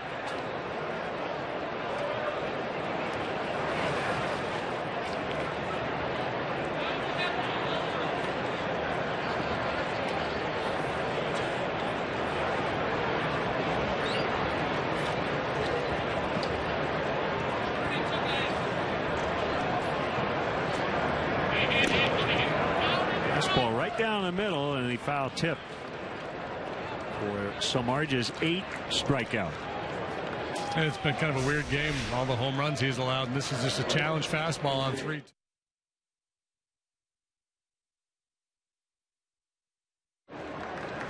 Matt Caesar now for the starter Jason Hamill, who went 6, gave up 2 runs on the Flowers homer. All in all, a very good start for Jason Hamill. Swing and a miss.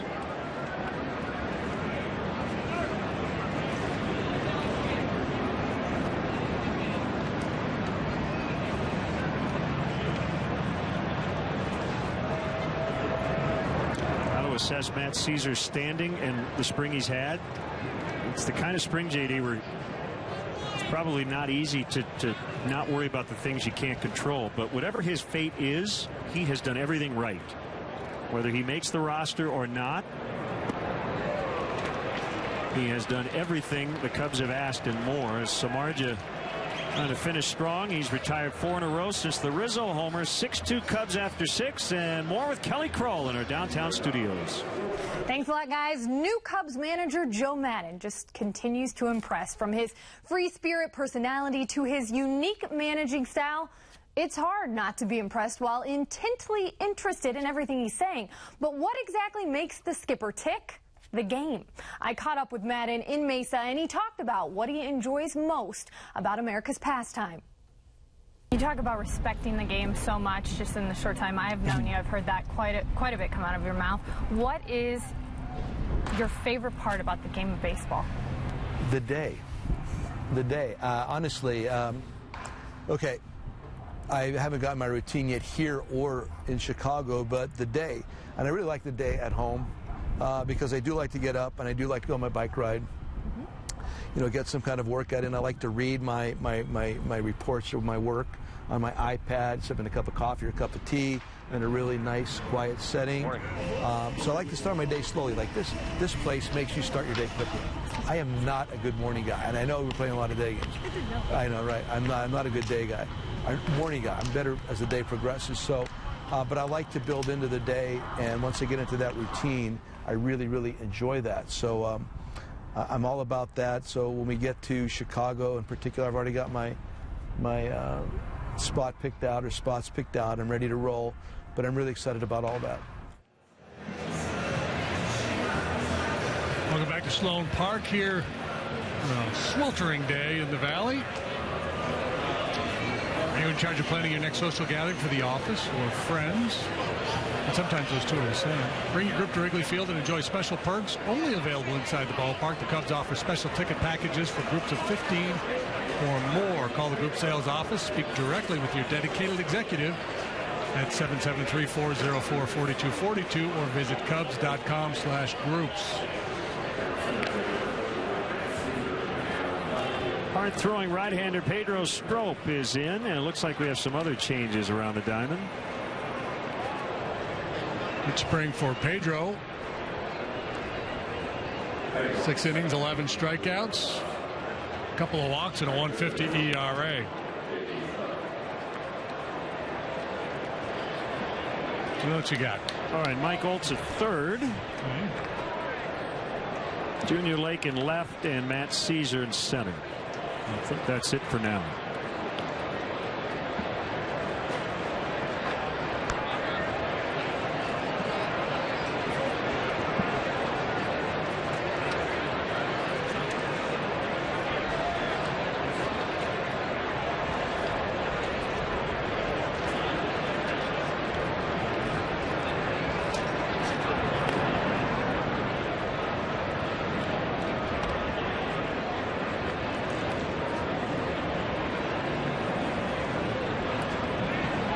Firmly entrenched late in ball games in front of Hector Rondon, the closer. Rizzo flips, Strop covering, and they get shut.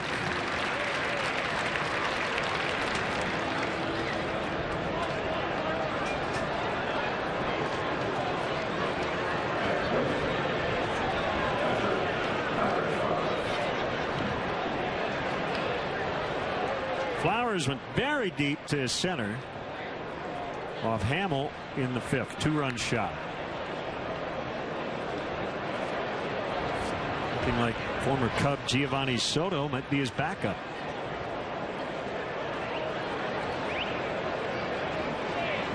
We also have George Contreras here in camp, who was with the Cubs last spring. But yeah, it looks like Soto's going to be the guy. Cheese at the knees, apparently a tad low. Last time it was a hanging slider from Hamill. Flew about 430 feet.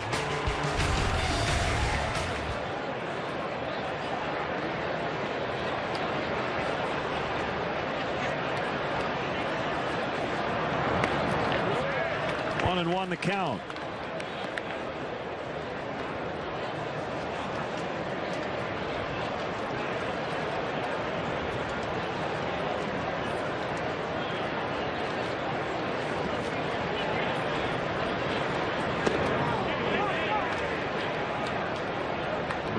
Flowers went 1 and 2. Strop has, I think, as time has gone on, especially with the Cubs, of varying his delivery. He'll quick pitch you, like right there. Swing and a miss. He got him. Yeah, creates a little panic on part of the hitter. And, you know, taken just on its own, that wasn't really a quality pitch, a breaking ball up in the zone, but the quick pitch just kind of messes with the hitter's mind a little bit. You see Flower, his timing is all screwed up because of it. Never really got set prior to the pitch.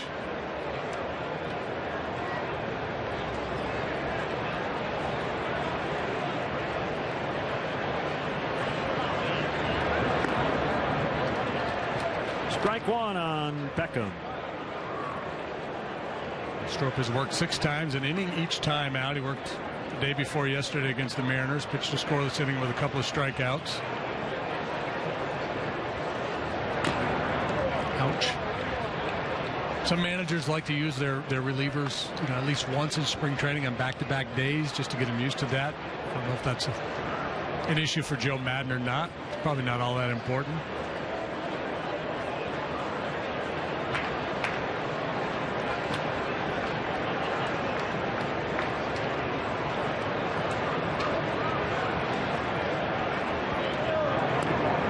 I know you had plans tonight to fire up MLB.tv and check out the Marlins Astros game from Kissimmee. It has been rained out tonight. Oh man, now what am I going to do? And they will not make up that game.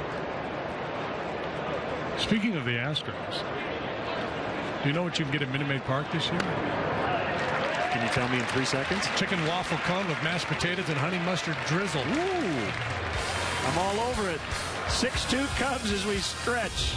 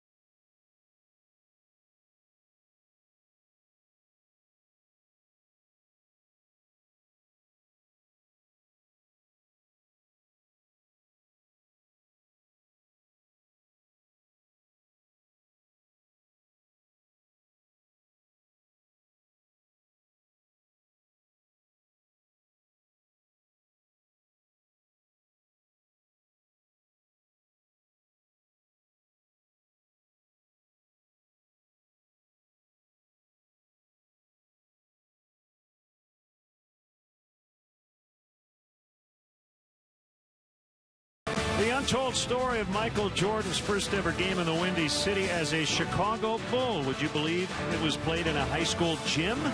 Chuck Garfien has the story this Sunday night at 10:30 on Sportsnet Central. I could throw a football over that mountain. Here's Zach Duke. Veteran lefty, former starter, came up with the Pirates. A young guy, early 20s when he first came to the big leagues. Had some success early on, but then struggled in that role and has found new life, as we mentioned, as a reliever because of that. Nice play. Snags that hard hit bouncer. And learned how to drop down. Make it particularly tough on left-handed hitters with that delivery.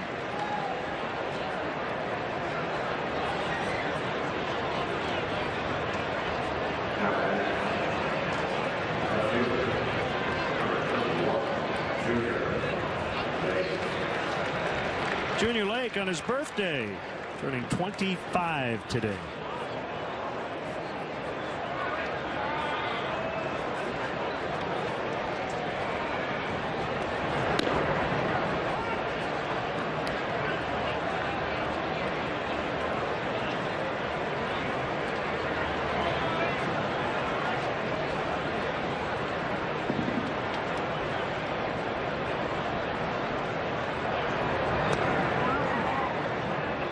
Ball missed outside. White Sox bullpen really struggled last year.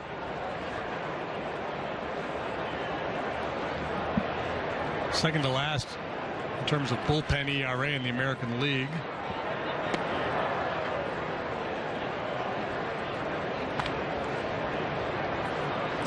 Yeah, and they spent some money to address it, bringing in Duke and David Robertson. Coop down Cooper, long-time pitching coach.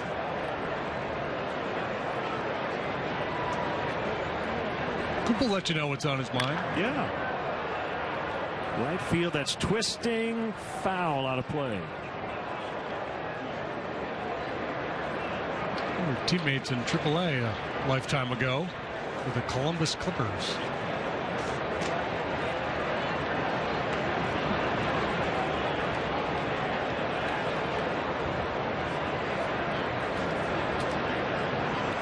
They're not the Yankees affiliate, right? They were then.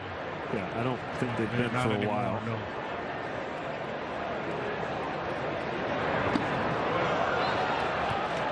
Big swings and misses.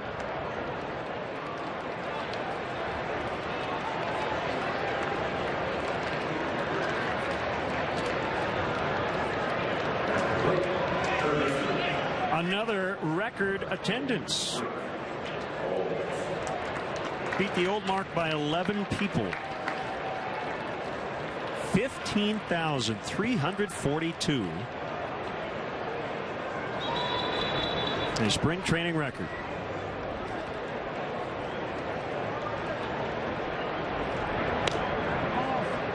The thing I really love about this park, aside from all the shade, that's probably the best part, and the Wrigley vibe is the fact that it holds as many people as it does, yet it's still relatively intimate. They did a nice job here. I mean, the fields are huge here in Arizona for obvious reasons. The ball flies. But I think they did a great job in making every seat a good one. Yeah, I'm with you. And that's the beauty of spring training. Even though this ballpark can hold better than 15,000, and we talked earlier about how back in the day spring training crowds, typically 4,000, 5,000, 6,000 maybe, but it's become that much more popular. How much fun is it for these players to come here and have this facility, play in front of these crowds in the springtime? Galt continues his nice work.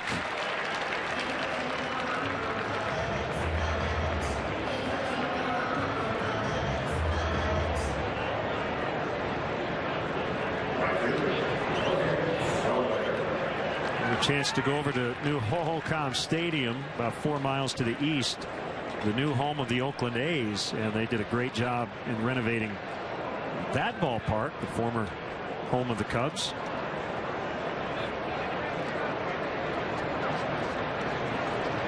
This is going to be an interesting at-bat here, because Duke is going to try to spend as little time in the strike zone as possible with Solair, and we'll see if Jorge is willing to chase. And so far he's shown great plate discipline.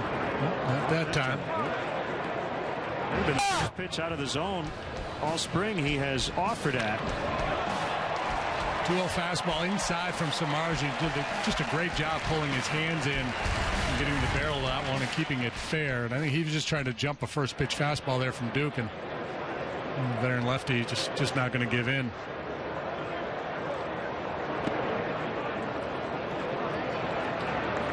And that's the thing, with Solair, what you see is he comes to the plate with a plan. So, he took a shot. He was going to try to cheat on a fastball. First pitch, didn't get it.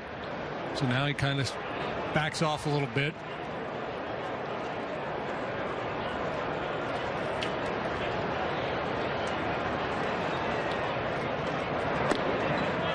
So the next two are potential chase pitches, and he just spits on them. So, Yeah, guys like Votto and the guys who have a really keen eye. You can fool them every once in a while. They do guess, but it's hard to fool them more than once in a sequence. And Solair has those traits.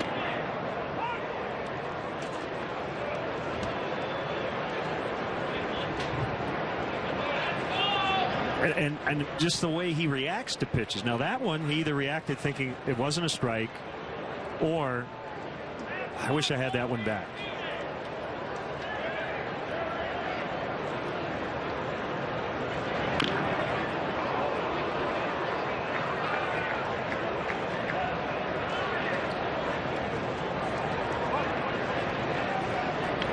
Solair, last year he had the leg problems. The Cubs are very careful with him. It will be interesting to see how they play it this year, if they just turn them loose and run them out there every day, or if they back off every now and then. But he's going to be fun to watch play. Fans are going to love watching this kid play.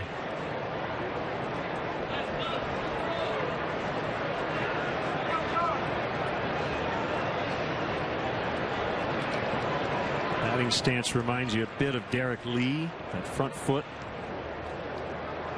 the way it is, heel off the ground. A little like Starlin too. Yeah.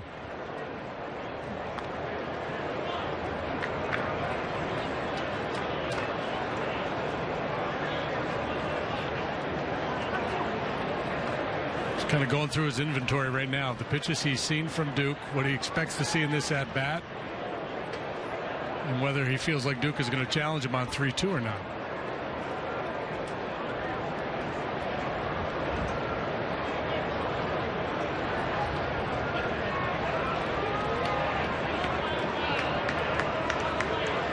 Ran through the whole gamut there, and Duke's still looking for a pitch. How about that? That's a good AB right there. I mean, there are a lot of hitters, and you talked about earlier about pitchers scouting hitters and getting to know their approach. There are a lot of hitters who will work deep counts, but ultimately they want to swing the bat, and they're going to be hacking at that right there. I mean, that sweeping breaking ball, strike to ball, off-speed breaking pitch gets a lot of swings, but Solair able to lay off and work the walk. Anthony Giansanti will run for Jorge.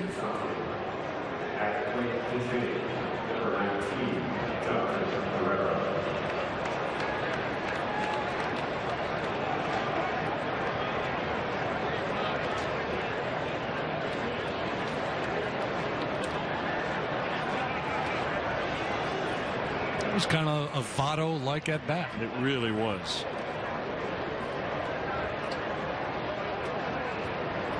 Jonathan Herrera, switch hitter.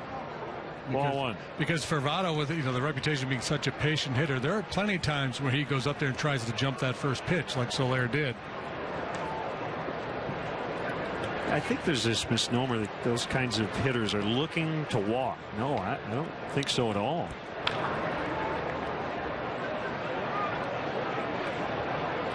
No, with Votto, it's just he's a very discerning hitter. He's got a plan. He's looking for certain pitches early in the count. If he doesn't get them, he's not going to swing. Well, late in the count too.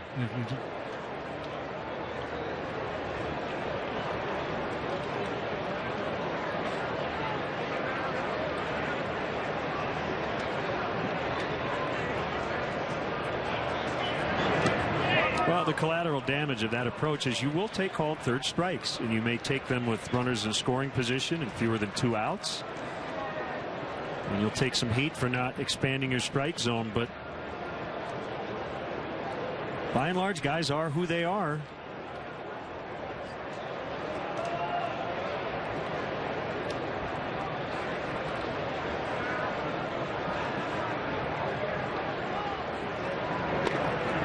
And the cliche is, man, you can't get caught looking there. You can't get rung up on a third strike, and whatever the situation would be. But a lot of times when you look at the pitch, borderline pitch, you think about it, well, what's the hitter really going to do with that pitch anyway? And maybe there's a 50-50 chance it's ball 4.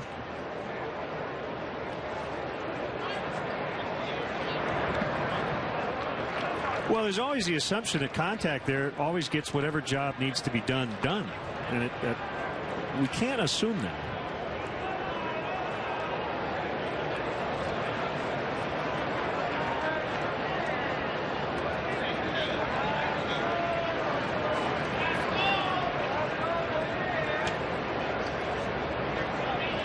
Three-two runners should go here with 2 outs. They are on the move, and Herrera foul tips, and that will end the inning. 2 strikeouts in the frame for the veteran Zach Duke. Cubs 6, White Sox 2 after 7.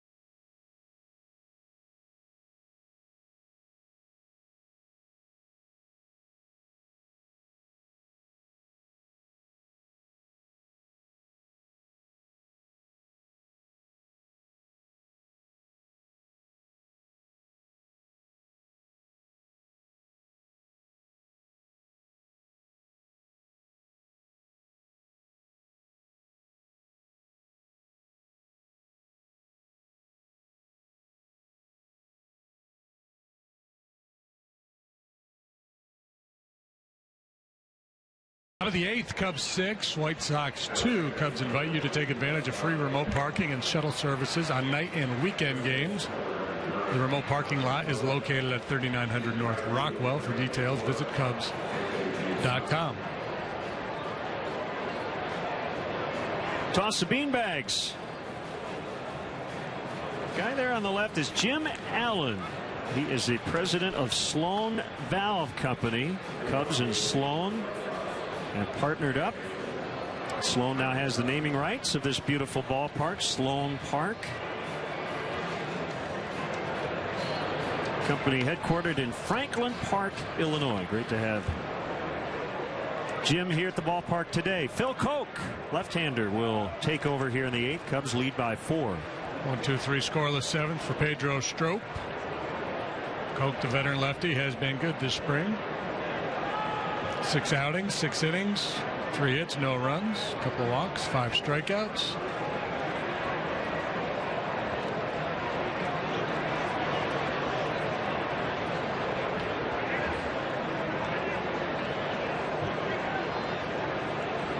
It's like a new catcher who has a number not on our list. Fouled off.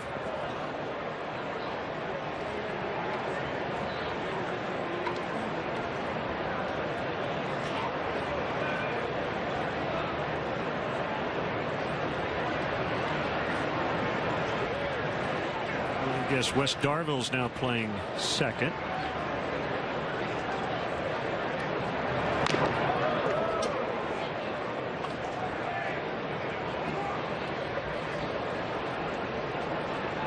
We got a new first sacker. I'm going to go with Jonathan Moda.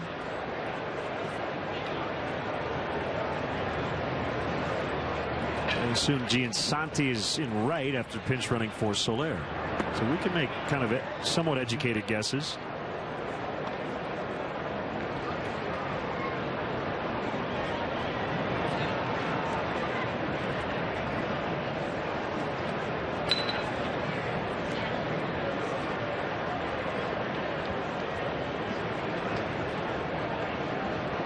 Herrera at short.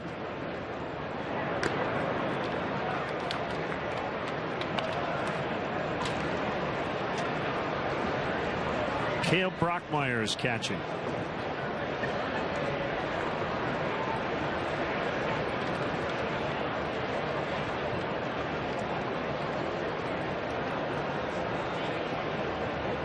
A 2-2 from Koch. Slapped on the ground right to Herrera. Close. And out.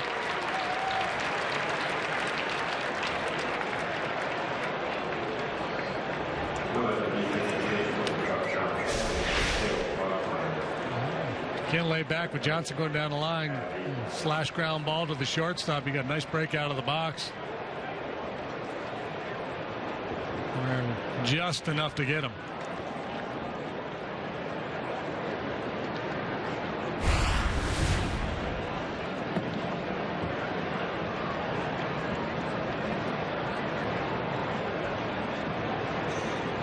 Eaton has reached twice on a single and an error.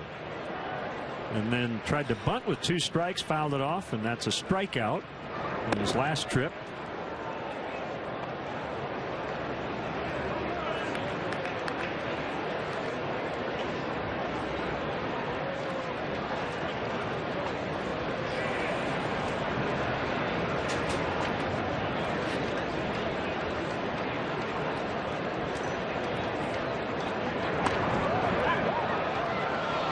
Clearly working on his bunting here. We've got a drug suspension. Mariners reliever David Rollins, 80 games. And they'll be making that announcement today. Tested positive for a synthetic anabolic steroid. Stanozolo. And he will not appeal. He happened to be a Rule 5 guy from Houston. And was in the mix to join the Mariners bullpen.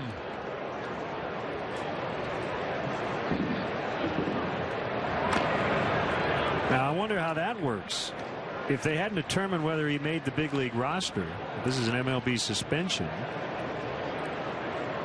Is he in limbo? Do they have to offer him back? Do they get to keep him? I mean, right. That's the other part of it. 25 years old.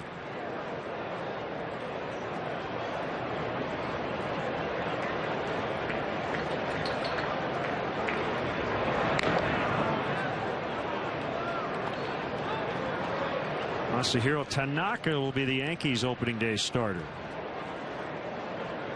That's against the Toronto Blue Jays at Yankee Stadium April 6th. CC Sabathia had made 6 in a row. Fly ball left field. Junior Lake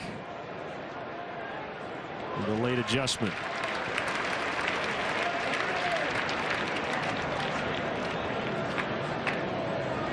White Sox claim Kyle Drabek today. Son of former White Sox Doug Drabek. And Kyle, a former first-round pick, one of the top pitching prospects for a time with Toronto, but he's had, I believe, 2 Tommy John surgeries.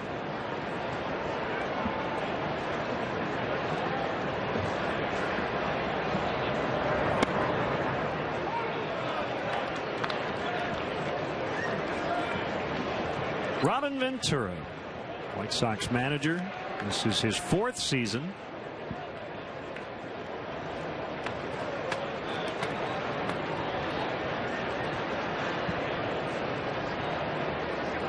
Improved by 10 games last year. Still finished 4th in the American League Central.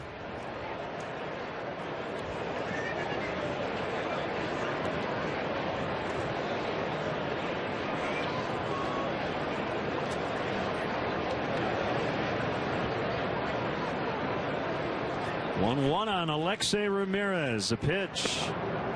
It's low.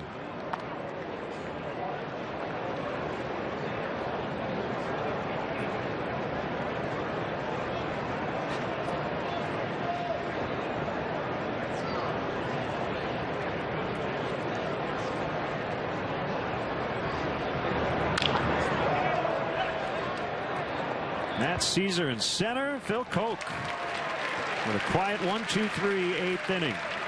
It's the Cubs 6, the White Sox 2.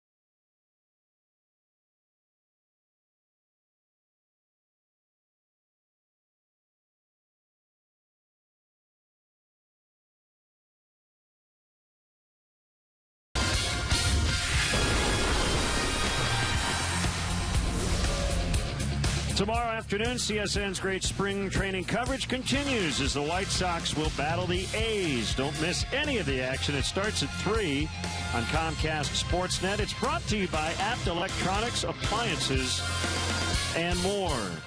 Jose Quintana will go for the White Sox. Scott Kazmir slated for Oakland.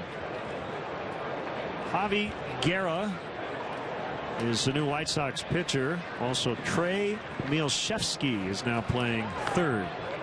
Michalczewski. Wow.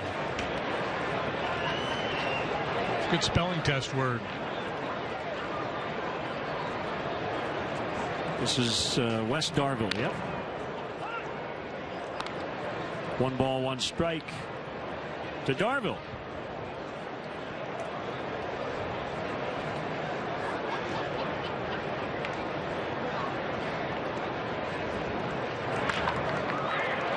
And a base hit in the left.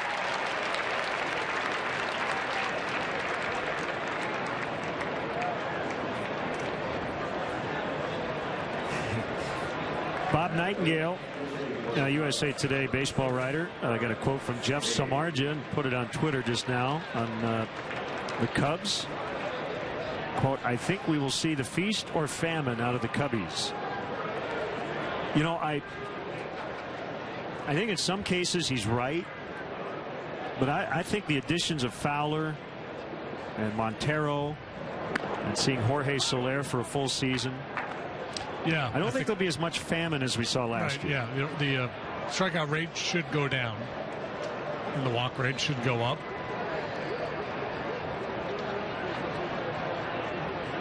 Ryan Sweeney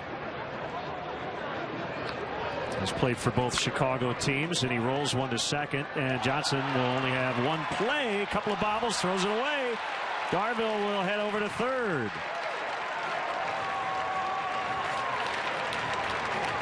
In his haste to try to get 2 or at least the lead runner, Johnson ends up getting nobody. Yeah, slowly hit ball. Probably should have just settled for the easy out at first base. He got a little greedy. He does not have a real good reputation defensively.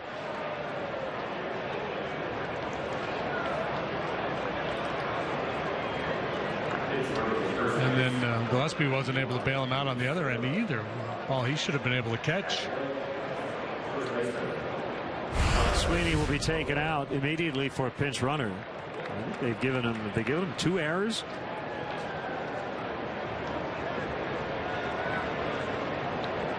Yeah, the boot and then the throw, right? Yep. To allow Darvill to get to third. Found back by Mota. Somebody made a play down there.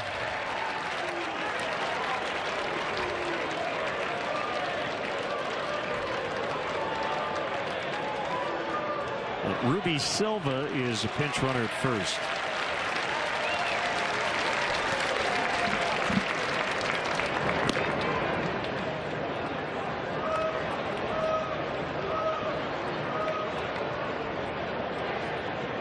One and one on Jonathan Mota.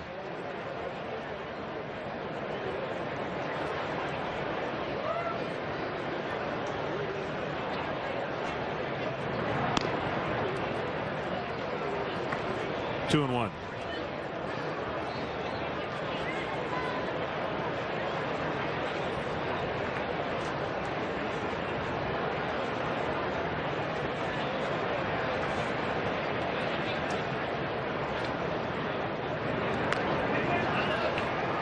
Couldn't hold up.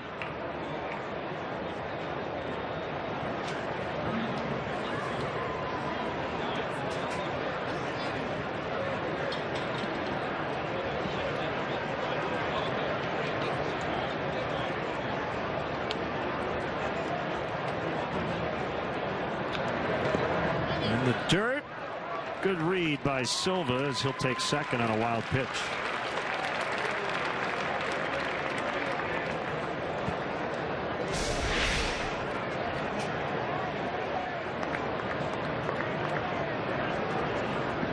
Tough to keep that breaking ball in front when it bounces that far out in front of home plate. It's got a lot of spin. It's tough for a catcher to keep that one in front. Mota, 27 years old, as he gets set for a 3-2 with the infield in. And the runners have to stay where they are as Ramirez will fire to Gillespie for the out. Jonathan's been in the organization for a decade, starting 2004. He's yet to make his big league debut. Now Matt Caesar, infield, will stay in.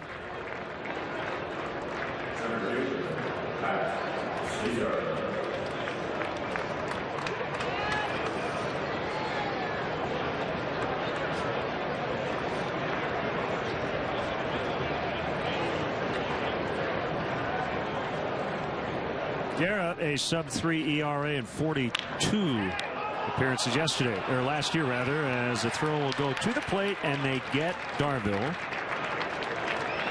Fielder's choice for Caesar, first and third, 2 gone. Contact play on. Base runner at third's not reading that ball off the bat. He's going on contact.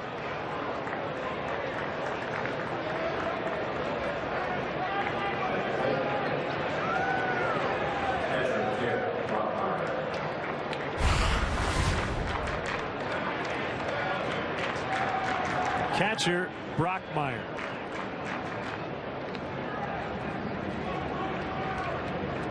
Cale Brockmeyer. 16th round pick 2 years ago.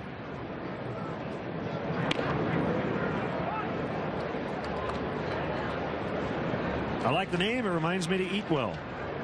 Eat some kale. I thought you were going to the broccoli thing. Could do that too.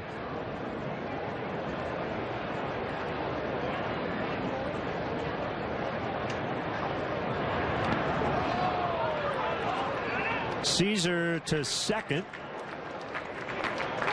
You get the whole salad thing going now with Caesar too. That one not quite as healthy for you, but really good. I'm a big fan of Caesar salad. I know you are. Now, if you do the kale Caesar, you can do good and healthy.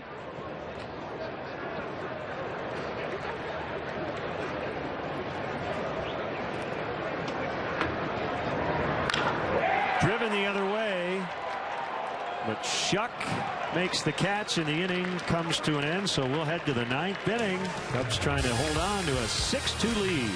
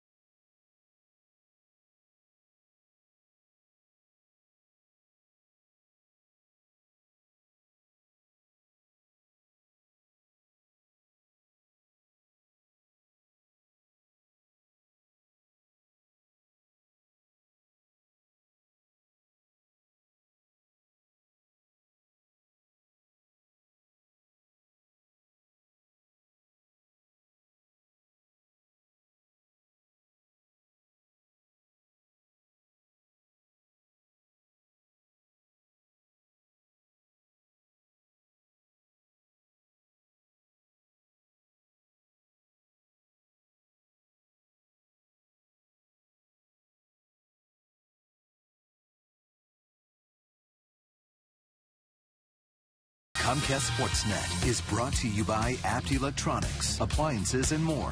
Pleasing people since 1936. 6-2 ball game, top of the 9th. Live Chicago Cubs baseball is back in 2015 with MLB.com at bat on your smartphone or tablet. Stay connected with live radio broadcast, stats, breaking news, and so much more. Download MLB.com at bat, the #1 app for live baseball. Not a safe spot, but it is a chance to get the final 3 outs, and it's Hector Rondon. And you see the numbers for the spring. It has been a very good one for hard-throwing Hector, as he's pitched to an ERA of 0 for 6 outings. Most recent of which came a couple of days ago against Seattle. Scoreless inning, no hits. He had a walk, a couple of strikeouts. His slider the other night was really sharp. You're getting a lot of good downward action on it.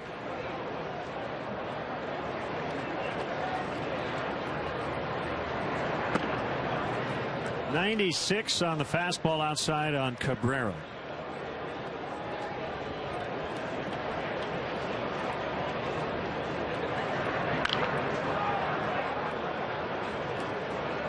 And we saw that velocity develop last year. Remember 2 years ago, Rule 5 guy was coming back from some injury problems.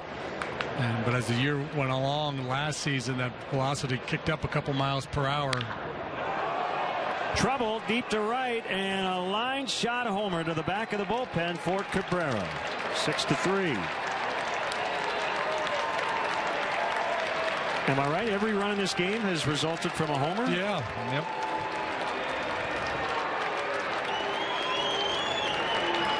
Third hit of the day for Cabrera. Flowers had a 2-run home run, and now this solo shot for Cabrera. The Cubs have hit 4 long balls. Well, cleared the hips. Man, that's the key, boy. They're going to get that front side, that belt buckle pointed out towards the pitcher. Turned on the heater from Rondon. And a sharp single the other way by Gillespie. So normally this time of the ball game you get minor league guys, but these are all starting players. Well, I guess you'd have to say that Connor Gillespie's an off-field hitter. Hit the ball in that direction all 4 times today. Line out to short, ground ball double play to short, fly ball to left, and this off-field single here in the 9th.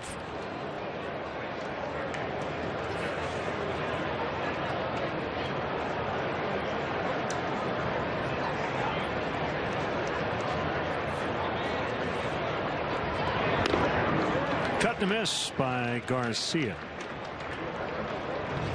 Cheating on the cheddar. We got a slider.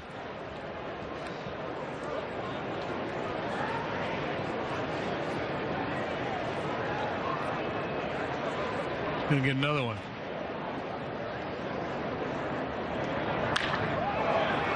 Knocked down Herrera, and they're gonna get 2. 6-4-3. That's a happy pitch for Rondon. He got away with one. That slider backed up on him. Garcia hit it hard, but Herrera comes to the rescue. Watch his play. 4 double plays turned yesterday. Here's the 3rd one this afternoon.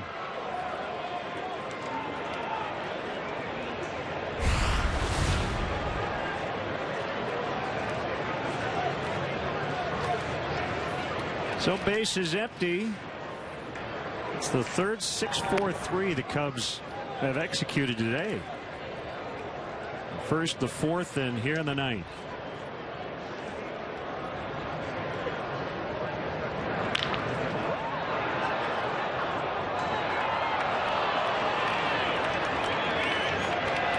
Garcia hit that ball so hard I almost said he shucked it. Almost tore the cover right off it. Yeah, we're taking some heat on Twitter for not being clued in on the whole shucking thing with corn. There's so much corn in Illinois. I think we kind of went there. I was second guessing it. You were there. You were all over the shucking of the corn. No, we were there, but I was just we wanted to make sure, because I think we're a little gun shy when it comes to Twitter, especially after I dropped the Wayne Gretzky thing the other day. Nice play, Hector Rondon. Shuck him. Cubs win. Cubs win 6-3. They hit 4 homers off Jeff Samardzija and end a 4-game losing streak. That's a pretty good day right there. He hit 4 home runs. The starting pitcher did his thing. The bullpen was really good. Some nice double plays. Guys throwing the leather around. Good day's work. Just over a week to go. Some roster decisions to be made. over the next week. But the W flag is flying here in Mesa.